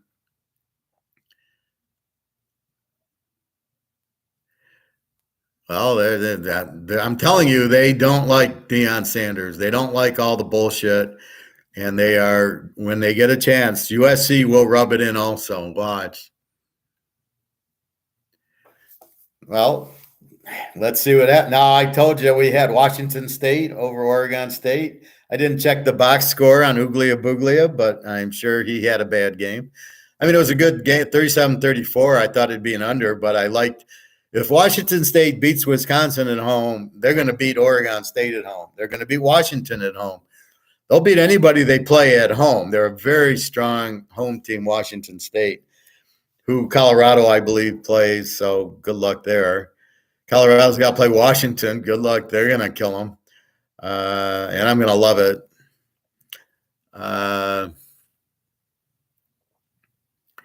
Funny thing is, Oregon can't do that against any SEC team. They always get manhandled against Georgia and real teams. Well, at least against Georgia. 49-3. I love that. Yeah, Washington State is looking good. I like that team. They beat Uglia. Well, that's Uglia Buglia in a big game, and he chokes, right? We know that. That's why we don't like him, because he cost me money at Clemson with his bullshit and choking in the big games. Florida State, give him credit for beating Clemson yesterday. It was a good win. It had to go to overtime. Clemson was way up, and then they came back. That's why, when I saw the highlights today, I really got mad at myself for not taking Notre Dame. As I tell you, in the A team plays the A team, you take the dog, and I didn't do it. I took the fucking over. Now, had they went over as they should have, then I wouldn't have cared. But it just shows you in the big games, when A's plays A, you take the dog. Florida State, Clemson, take the dog. You won. You would have had Clemson at 8.5. So I'm going to keep an eye on that. Let's look at the AAs. Auburn, A&M. I think A&M killed them. I don't have the scores in yet. Syracuse, Army covered. Oklahoma, Cincinnati. Oklahoma, man, they got a tough defense. look out for them. I mean, they held Cincinnati, 6 points, 9 points? Not that Cincinnati's a great offensive team, but they come to play. Michigan, Rutgers, Michigan, shuts them 31-7. See, that under comes in. I'm confused by why I didn't lock that game under instead of the fucking Georgia game under. But we locked Georgia, Iowa State last week, and they both won easy. This week they didn't. And Georgia was playing UAB. I mean, give me a break. And I would have won. They gave up 21 points. If they just won 49-14, was a 63. It was really close because it was like 60. So the point is, you're not supposed to score on Georgia. So UAB got 21. Like, huh? But that's the problem. How do they play against these teams? They let up a little bit. Florida State, Clemson, take the dog, you win. SMU, TCU was good. Toledo killed Wyoming, Western, an A against the Z. Let's see. Duke, I had Duke, the A against the W. I had Ole Miss against Alabama, and they had it and won at the end. We got the ball at the 10-yard line at Alabama's 10 with 2 minutes left. Third down and goal. The guy's wide open. The guy that nobody picked up, the the slot receiver. He runs into the end zone wide open. The quarterback throws it over his head. Unbelievable. And there was a lot of blitzing going on by Alabama. So when they get the lead, they blitz you. That's why Texas had the lead, and there's nothing Alabama could do. So I'm a little shocked that Ole Miss lost the way they did, especially when the coach fucking was the offensive coordinator. He should know how to beat the defense. So it just shows you he doesn't know what the fuck he's doing. And I lost by a point there. So, but that shows you Ole Miss isn't an A team, because if they were, they would have had a better defense. Miami Temple, I had Miami big. They won big. Oregon kills Colorado. Oregon's the A team. Colorado's the over. See, again, these teams without defenses, they don't have a chance. There's no way Colorado could stop Oregon, which I knew. Question was, there was a lot of points. It was 21, although 15 would have worked, obviously. UCLA and Utah, without Rising, Utah's under team that you're not going to get 20 points on. UCLA's defense looked good, but it wasn't Rising. So again, once Rising plays, they're the best team, I think, in the country, Utah. They've got a killer defense. BYU, Kansas, 2 A teams. BYU I won. Liberty, an A against an E, Florida International. Liberty won big. Liberty, they got the Coastal Carolina coach. They're really lighting it up. Let's see. Oregon State, Washington State, A versus A. Home dog, just like the Clemson game, just like the Notre Dame game. A versus A, home dog. I won't make that mistake again, I promise. Arkansas, LSU, home. The dog won. You must have sweated that game out, Bobby. LSU barely won, but I had over 55, and it was, 70? Ohio State, Notre Dame, we talked about. Texas, I had under. That was a good under. They got a good defense. See, I'm catching Texas and Oklahoma being more of a defensive team. They're getting ready for the SEC, so they got to have good defense. Then we've got James Madison, Utah State. James Madison, the A team wins.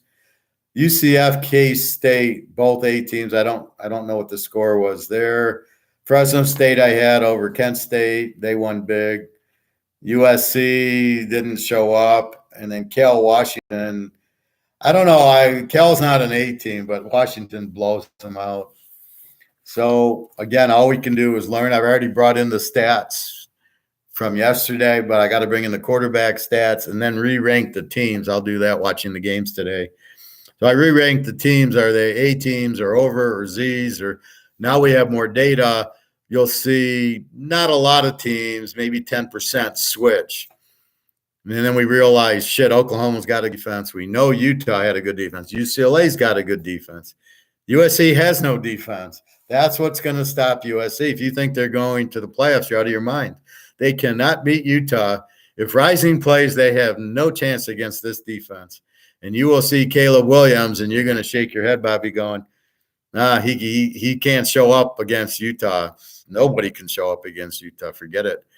What a defense they have. Now, granted, it looked better because so they kill Florida, who doesn't really have a good quarterback, and they kill UCLA, who has a freshman who played, he had a couple of good games, but he was outclassed. So let's see him against Caleb Williams or Penix or Bo Nix.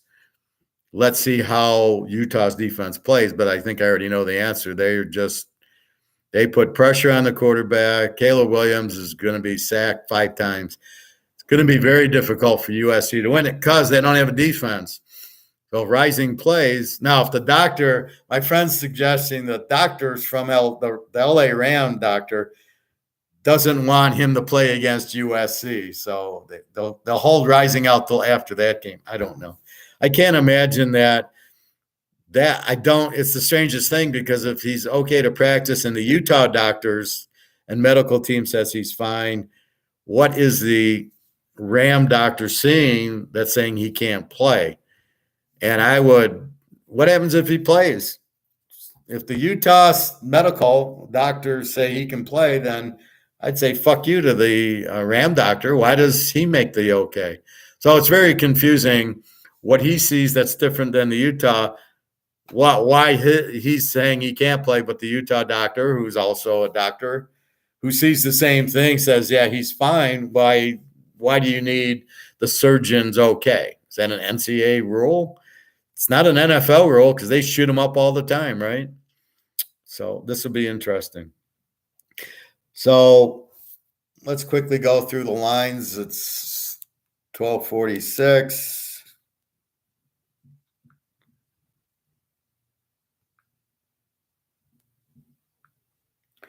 So just relook at the line. See if anything screwy is going on. Like we said, Green Bay's favorite out of something.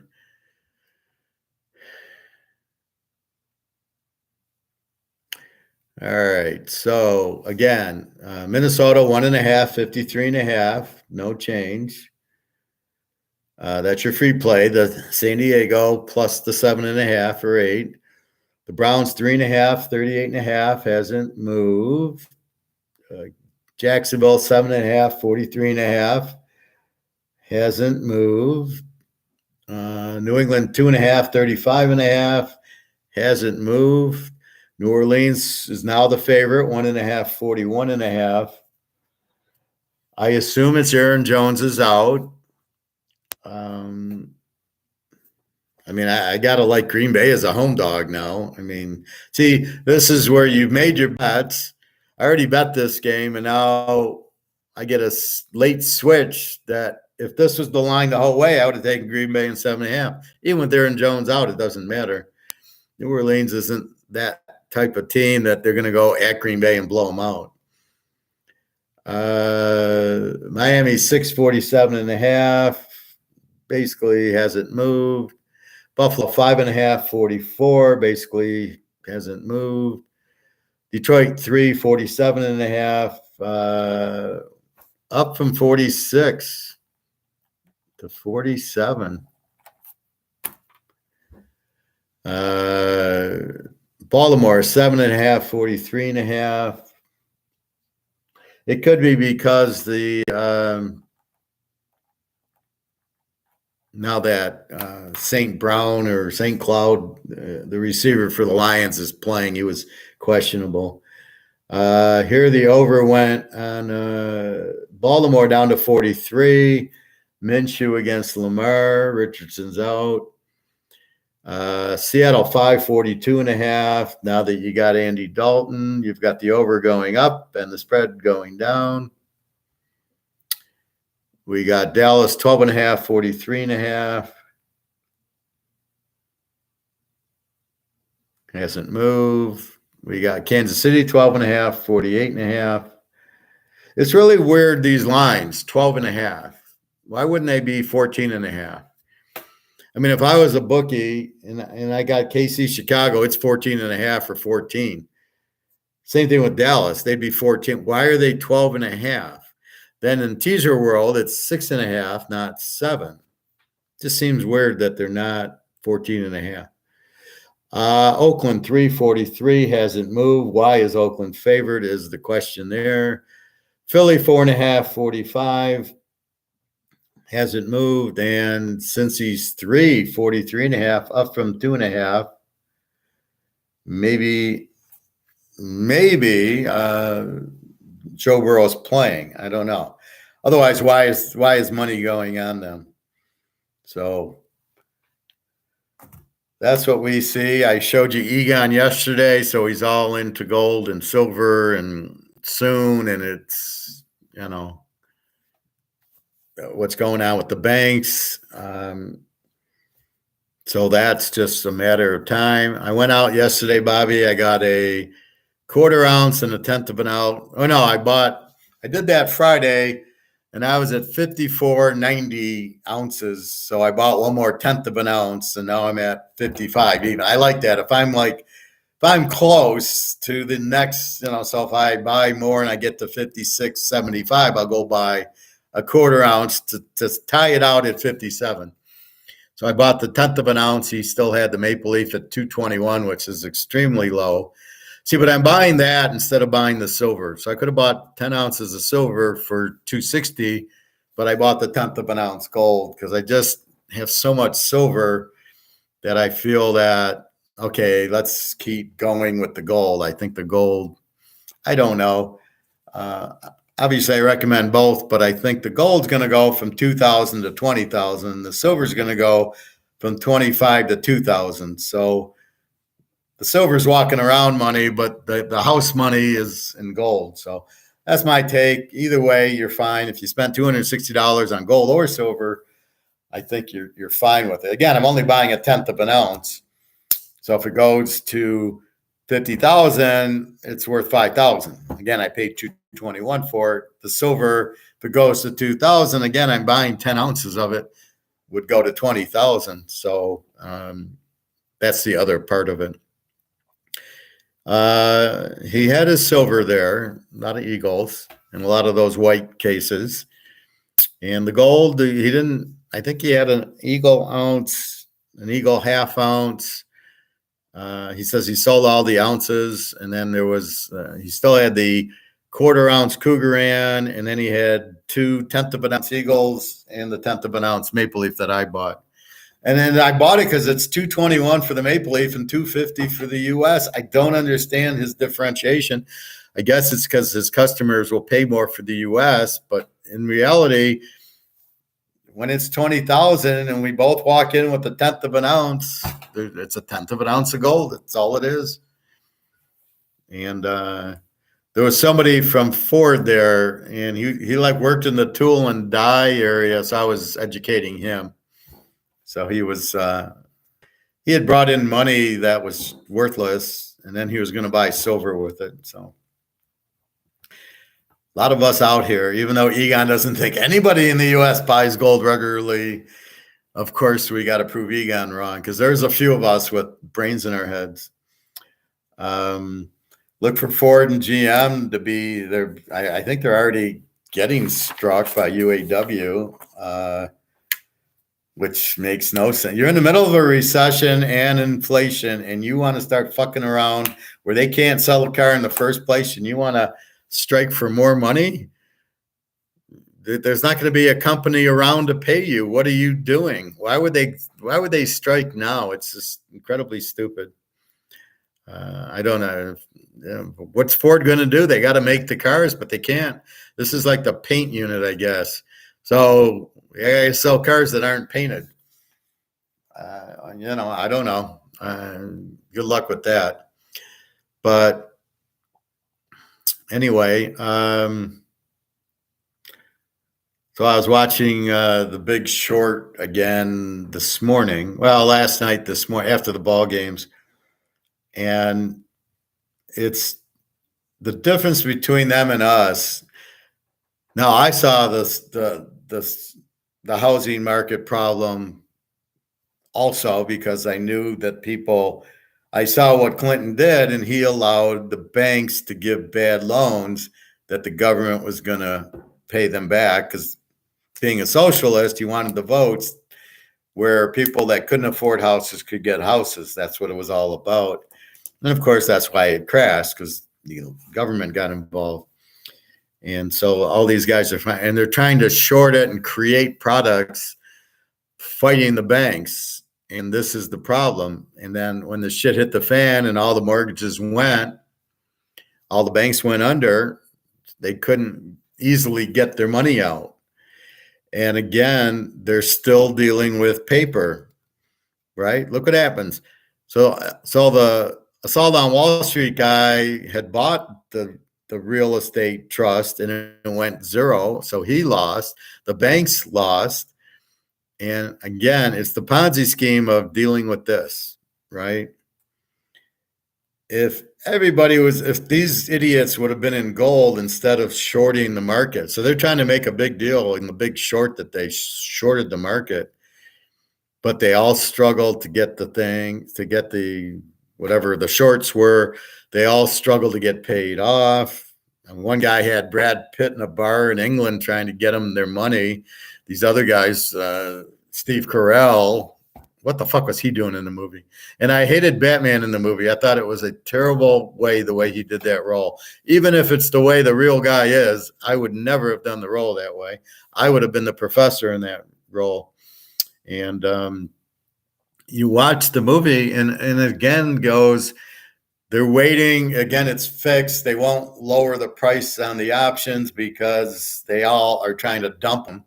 So they keep the price up, again, manipulation, and again, Ponzi scheme. And nobody in the movie gets the Ponzi scheme. Even the guys that shorted the market don't get the Ponzi scheme. They go to the press, oh, it's illegal what they're doing and all this bullshit. And they still don't get it's a Ponzi scheme. They still don't get that the banks run the government. And then they go to Wall Street Journal and the banks aren't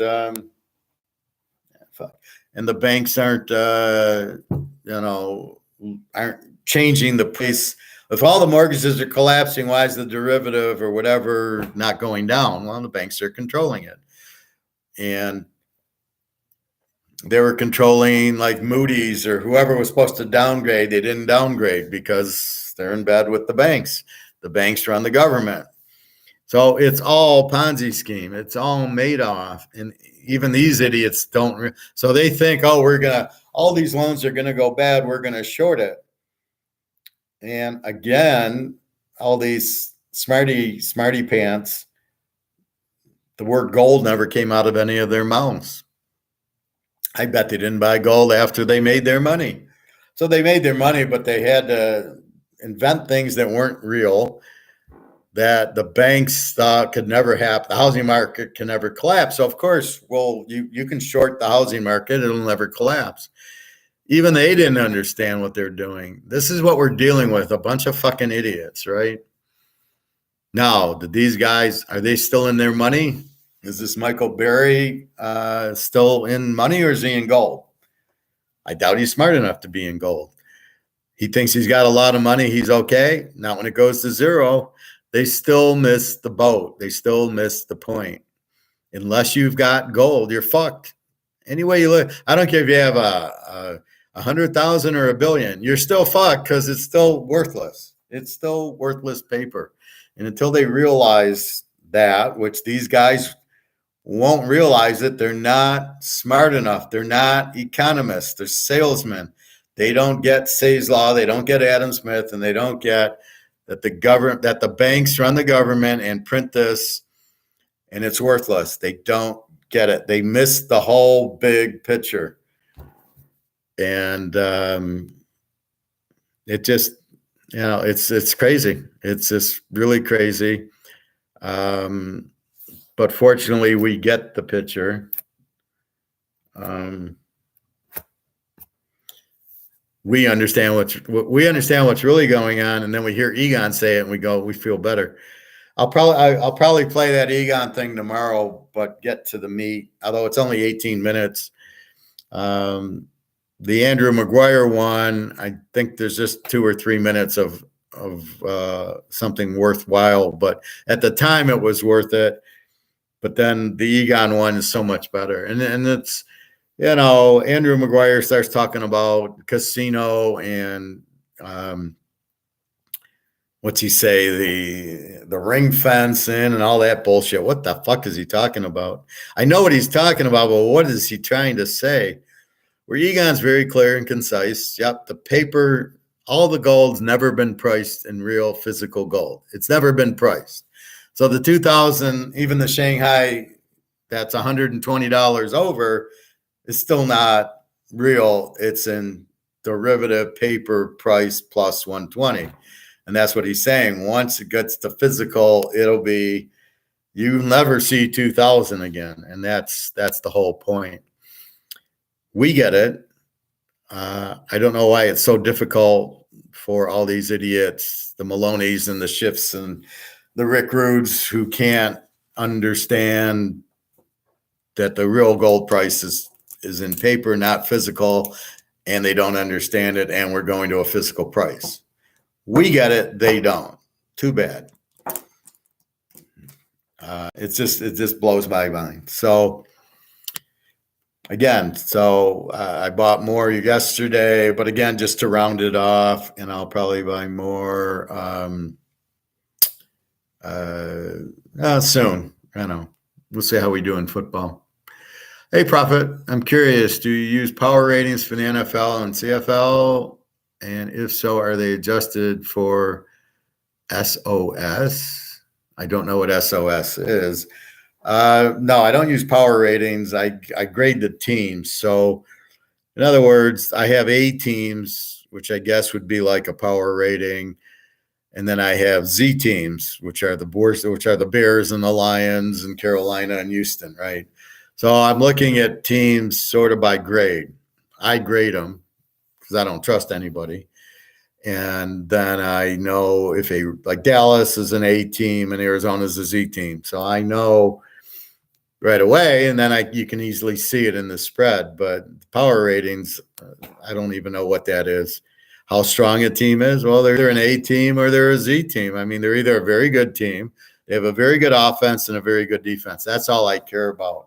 Power ratings, especially if you listen to ESPN or NFL Network, screw those guys. You don't want to listen to somebody. You want to come up with it yourself. You listen to somebody, now you're lost because you are now believing somebody that you have no idea if they know what they're talking about. Where if you make it and create it, you can trust yourself and you understand how you came up with it. Now, you still might be fooled to a point. Oh, geez, I thought Dallas was really good, or the Niners, but you understand why you came up with the decision you came up with. Strength of schedule. What's strength of schedule? How do you know the strength of schedule? You don't know it because you don't know how strong the teams are they played. So in other words, UCLA just played Utah. What would strength of schedule be? Well, wait, Utah didn't have Cam Rising. So are they playing an A team or not? They're playing an under team, right?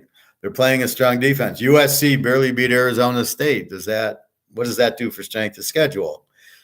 It's very difficult with injuries to really get strength of schedule that it's accurate. And then the pros, it's almost impossible because when you're playing the team, so week 1, the Lions beat KC. How would that go on strength of schedule? Wait a minute. Kelsey didn't play.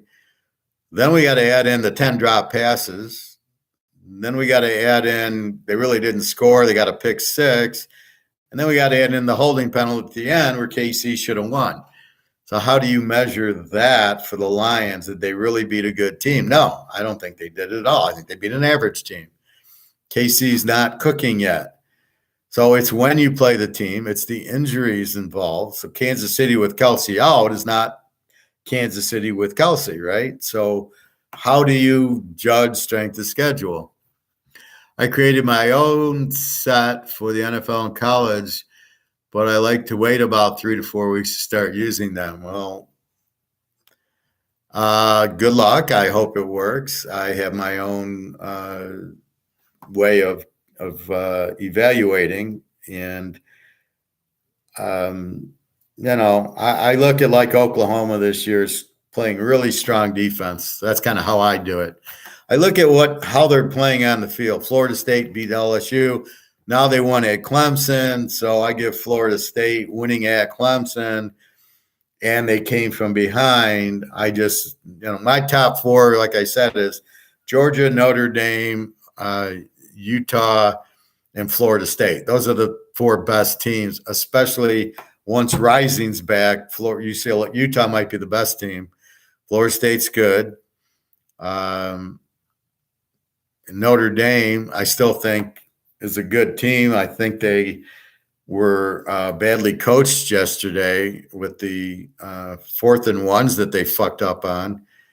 And but that's about it. Hey, Andy, I'm a money line god and a teaser god. Stick to teasers. You don't want to do money lines. No, don't do money lines. You don't need money lines. Just tease it. Okay, so you're going to money line what? Dallas to beat Arizona, and what? You're going to lay 20,000 to win 100. That Dallas will probably win by 20 anyway. I don't know why you would use the money line, and if it's a 6 or 7, if it's Buffalo to beat Washington, just tease it to even, right? And if it's a dog, then you just get like Atlanta. Take Atlanta at 9 against Detroit. You don't money line it. It's only should be 11 to 10 odds on the teasers. We're in a money line. What do you're not going to get true odds in a money line. So if you took Atlanta as in a money line today, you're probably getting 130, and that's it. And it probably should be 170, right? So you're not getting a fair money line percentage regardless. So you're not getting good odds. Sort of like going to the bank and getting 2% on your money. That's not even real and heavily inflated. So you're not even getting good value. I do money line parlay, 7-8 team money line parlay. God.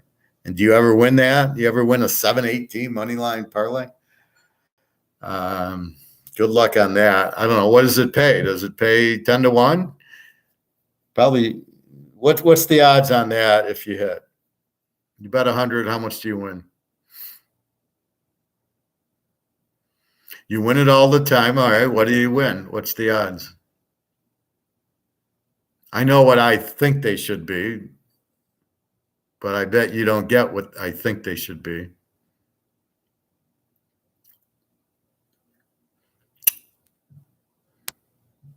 So what are the odds? What do you get? You bet 100, you win. The suspense is killing us, Andy. I mean, in the pros, it's got to be crazy to try to pick 7 or 8 games. I don't know that I could do it. So you got mini San Diego, good luck. Detroit, Atlanta, probably Atlanta. Baltimore, maybe. New Orleans, Green Bay, good luck. New England Jets, okay, take the Jets. Denver, Miami, good luck. Jacksonville, Houston, maybe take Jack. Buffalo, maybe beats Washington. Seattle, maybe. All right. Then you got KC and Dallas. Oakland, Pitt, who are you taking? Philly, maybe against Tampa. And then what? LA against Seattle, Cincinnati, because you don't know if Joe Burrow is playing. Did you money line the Niners at 10.5? Really? So good luck with that. Last night I put an 8-teamer for 300 and won back 800. So you're not even getting 3 to 1 odds to pick 8 teams. Are you kidding me? And do you think that's good odds? Money line parlays are good with 2 strong teams. Just bet the teaser. So you think 2 to 1 odds is good odds, Andy? Is that what you're saying yes to? I think you guys are nuts. But I tease, so I don't think you're getting the right odds. To pick, let's say you pick 7 teams. right, forget the spread. It doesn't matter. But if you pick 7 teams right, you should get a lot more. You should get about 20 to 1 would be the probably true odds. So if you bet 300, you should win 2,100. So you're getting real shitty odds you're not even getting 3 to 1. And money line parlays are good with 2 strong teams. So so let's say we're going to do Dallas with Kansas City money line parlays. Walk me through that. So instead of laying 12, you're getting the games even. Sure thing. What is the freaking odds on that? I took easy games, Penn State, Michigan, Louisville. I don't know. Utah was easy. Syracuse, Duke, LSU was not easy. So you had 1, 2, 3, 4. U of M is what? Michigan, U of M. What is that? 2 different teams?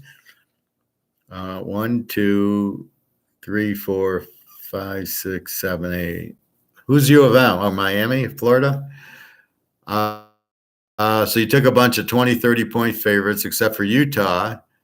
Yeah, okay. Utah was without Rising's a different animal. Syracuse, close. Duke, yes. LSU was very close. So you took 1, 2, 3, 4, 5, 6, 7, 8. So you picked 8 winners. You bet 300 to win 800. Had you teased them, you would have won a lot more than that. I think the odds on 2 to 1 are terrible, right? So you won back 800. Did that include getting your 300 back? So did you walk away with 1,100 or 800? Sorry, I think the odds are much higher to pick 8 games. I've got to be higher than 2.5 to 1. Well, I disagree. I think I would have played Oregon over Utah. And I probably would not have played LSU against Arkansas. But, yeah, I mean, so he took a bunch of big ones. Yeah. So okay, so you bet 3, you got your 3 back, you won 8, you got 2.5 to 1 odds to pick 8 games. And you think that's good odds? You can play a 4 or 5 team teaser and get the same odds, right? I think 5 team teasers used to be like 5 to 1, or maybe a 6 team teaser is 5 to 1, which are just as easy as what you did. You could have played the same teams in teasers and won the same thing. Wow, we knew Colorado was a fraud, and everybody hates primetime, and you're going to see them exposed this week when they play USC, and USC lights them up because Colorado doesn't have a defense. Well, until you lose it.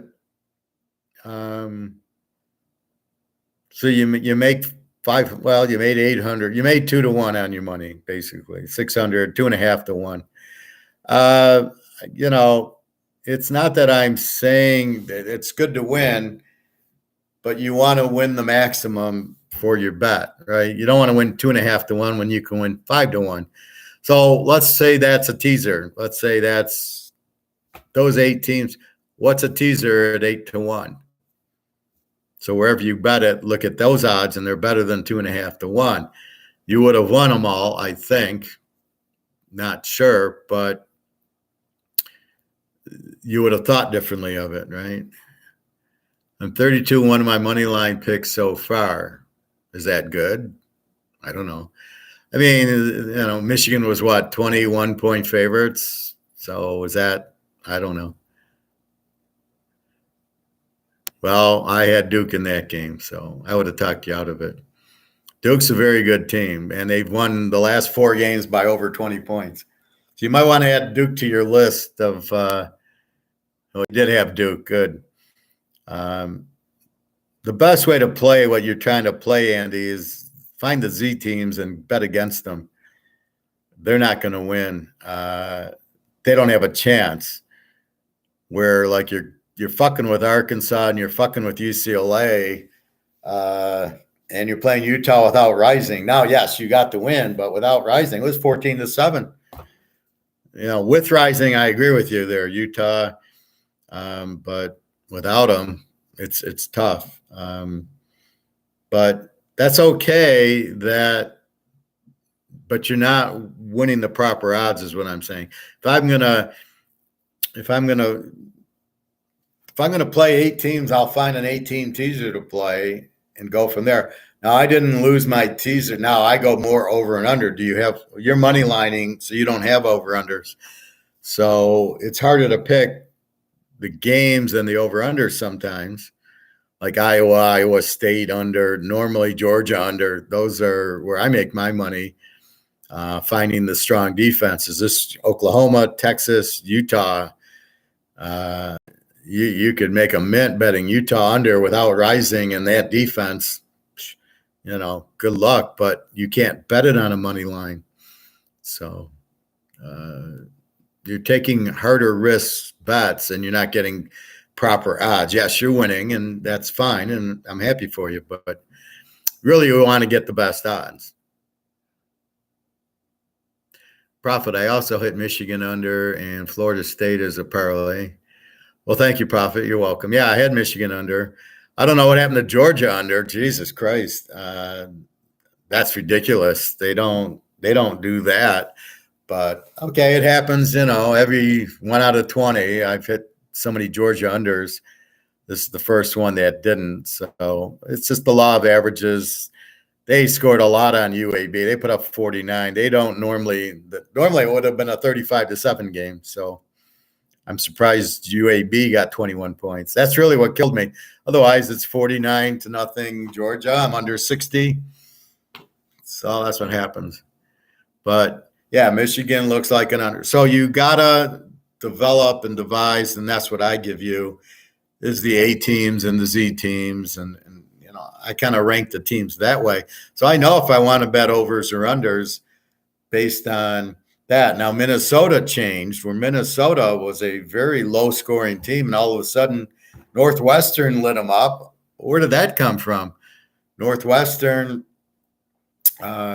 scored 21 in the fourth quarter and won in overtime.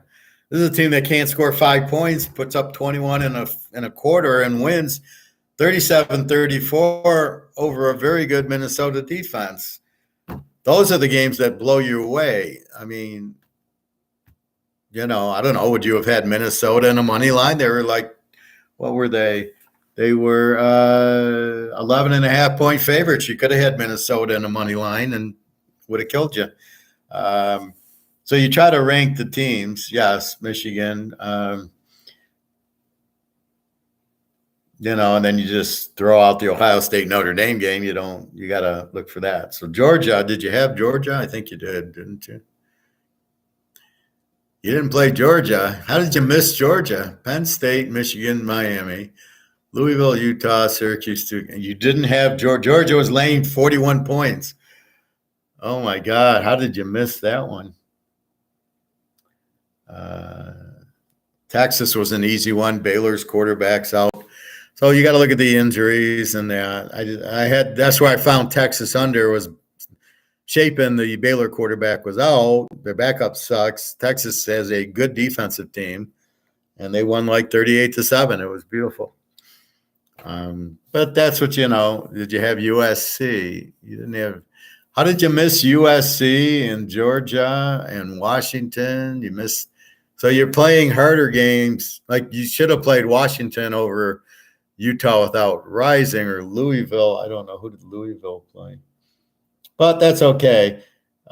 You won, and I guess maybe are your odds different if you took Georgia and USC instead of Utah and Syracuse? I don't know. Or Penn State. Penn State was an easy one, but when I don't see Georgia and I don't see USC on there, then you could have had an easy 10. I mean, if you got those 8, then you had an easy 10-teamer with Georgia and USC and Washington. It's an easy 11-teamer you could have had. I don't know what your odds are. Again, I don't pay attention to money line stuff. But anyway, keep an eye on the teams. You don't want to. You got to be careful with those. You got to watch your injuries. What is the status of Burrow? Right now, he's questionable with the calf, although I saw the line go from 2.5 to 3. We'll know better than that. The line was too high for USC and Georgia. What does that mean? It was on the board. Does that, for this, is there a limit on what the spread can be? Because Michigan was, 24? Penn State was 14.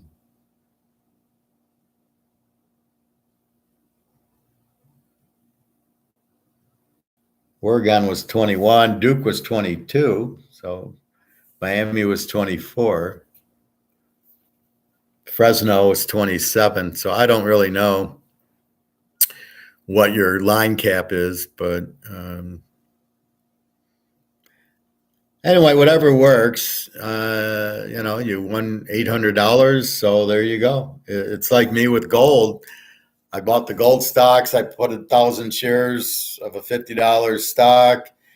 After 10:30, when the Brits lower the price, when I see it start ticking up, I buy, and by 2:00 it starts flattening out. I sell. I make 50, 60 cents a day. I'm in and out, and I make $500-$600 in a day. I get in, I get out, I make a little, but I make money.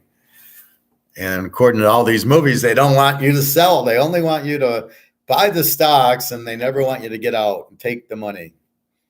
They want it to be a fantasy where you are going to be rich, but you never actually get there because they never let you take the money. Then the market crashes, and you've lost everything. What a fucking bunch of idiots Wall Street is. All right, well, it's football time, so I'm going to have lunch and watch the Lions lose to Atlanta and enjoy every minute of it.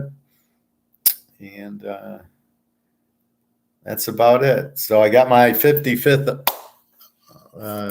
ounce of gold yesterday. And they're running out. There's not a lot left. And when the shit hits the fan, you're not going to be able to buy it. So please buy it now. Do not worry about it. It is no risk. You cannot lose. You can only make money. Betting on gold is it's the best bet you can make. So good luck there.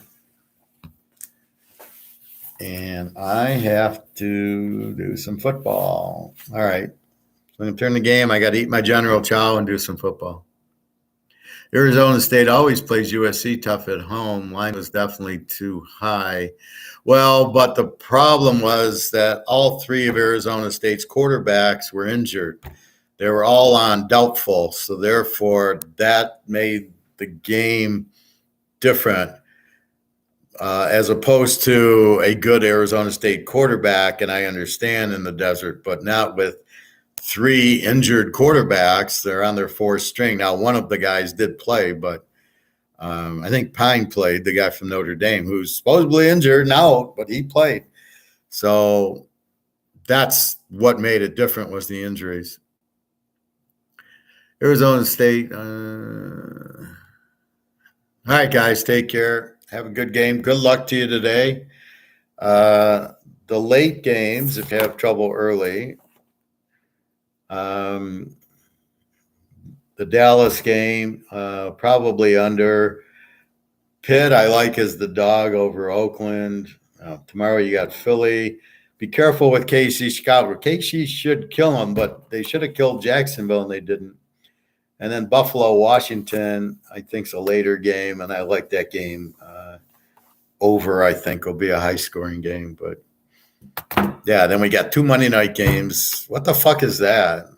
The problem is teams like to be in rhythm like we do. And now you've got four teams playing Monday night, and then they go play Sunday. They get out of rhythm. And this whole Thursday night, they're out of rhythm. It's making it extremely difficult for us to bet when we don't know what we got. We got, instead of just every Sunday, okay, you had a Monday night game, but now you got the Thursday and then a Sunday night and then two Monday games. That's 2, 4, 6, 8 teams that are out of schedule every week. So it's really, they're trying to fuck us is what they're trying to do. It's always about hurting it. And then all these please ignore these props. Joe Blow is going to get 50 yards in the game, over, under. Ignore that. That's noise. Get away from it. That's to distract you. That's to get you to bet, because they realize if you bet, you're going to lose. So they want more betting. The same with this inline shit. So be very careful. Not as much the Seahawks. The guy from last night was pretty good. What are you talking about? Do I like the Seahawks? Not as much because Andy Dalton's playing. I think it goes more to an over with Andy Dalton, but we don't know how much time he's had. But I like the over a lot more with Dalton than with Vince Young. KC has not been covering. They basically suck right now. Their offense, but Kelsey didn't play the first week. Then they played terrible against Jacksonville.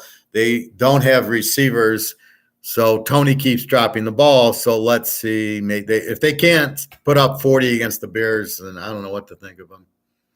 Hey, Professor, did you hear they'd be adding more Monday night games to the schedule because of the writers' strike? No, I haven't heard that. Starting quarterback at Arizona State. Well, yeah, but it was one of their guys. I think it was Pine. So, yeah, Arizona State have 3 injured quarterbacks, but one of them or two of Bouquet played, and I think Pine played, who were supposed to be injured and not playing. They played. So, yeah, they have Pine from Notre Dame's a good quarterback, but he's been injured. So that was the problem with Arizona State. Seahawks tease to pick them. Seahawks they're not that good at home. I would put you on Dallas under. I mean, where are they? Where's that point? Where are the points coming from Arizona in that one? So I don't know. The Seahawks, yeah, I get that. Well, again, with Young, yes. With Dalton, not that Dalton, they should, but they're not that great at home, Seattle, as much as you think they are. Since the Legion of Boom left, they are very, very weak at home especially as a home favorite. They don't cover. They barely win for some reason, but I don't see Carolina. I don't know, but Dalton will make the game closer than you want it to be. Let me put it that way. What are your plays today, Professor? Well, I have one lock going. The free play is San Diego getting points with the Miami Denver over. That's my play. Steelers plus 13.5. Where are you getting that? Are you getting a 10-point teaser now? Yeah, I like the Steelers as the dog in the game. I don't know if they'll win, but I don't know why Oakland's favored. So, yeah, I like the Steelers and then play it with Dallas under. Yeah, go with Dallas under. Or, the under in the Dallas game. Because Arizona's not going to score in the game. I mean, maybe they get a pick six on whatchamacallit, but that's it. Anyway, so that's it. One lock going today, which is already going, I think. And that's it. And I got a few plays. So trying to be a little more conservative. Let's get more information this year and feed it with last year and try to, power rank the teams my way. KC, Dallas, Steelers. Yeah, that should work. The Bears suck. I'd probably go Dallas under versus Dallas, but yeah, that should win. And the Steelers, yeah, that's not bad. What you should do, though, when you play teasers, I would almost go, instead of Pitt, I would play the Rams in 13. And if you win the first two, now you got a free 10 points. Now you can play Cincinnati -3. You got the Rams plus 13. You got a 10-point trap. So if you bet $500, then you can come back with like 300 on Cincinnati. You could win both if Cincinnati wins by 3, 4, 6, 7. and you can't lose because either the Rams win or Cincinnati wins. So that's really when you get to the advanced stage of teasers is what you kind of do, where you can middle the game where it's a trap, right? You can't lose as long as you've got the first part of the teaser in. So if you're playing a 2-team teaser, you get the first part in, the second one's free now, right? You've got the first one in. If this wins, you win. But if you want to, you bet the other team. You got normally a 6-point spread. So you take a -2 and you got +8. And then if they win by 3 or 6 or 7, you win both sides. You can't lose both sides because one of them has to win. That's the advanced method of teasers. The Dolphins pick on Jacksonville -1 first game. Good luck with that. It's hard to trust teams without defenses. Remember that. All right, I am going to go eat and off to the pool and do my studying for next, get the results in. So have a nice day, everybody. I will see you tomorrow around 12-ish, 12:30, and we will go from there. All right, take care. www.teaserking.com. I do have a lot going if you're interested. And then I do have a couple of plays for tonight, I think. I haven't played. I'll probably play tomorrow's games, but I won't post it till I see what the hell happened today. Again, I'm waiting for Burrow. If he doesn't play, I like the Rams in 9. If he does play, I still probably like the Rams in 9. All right, take care. www.teaserking.com. Thank you very much.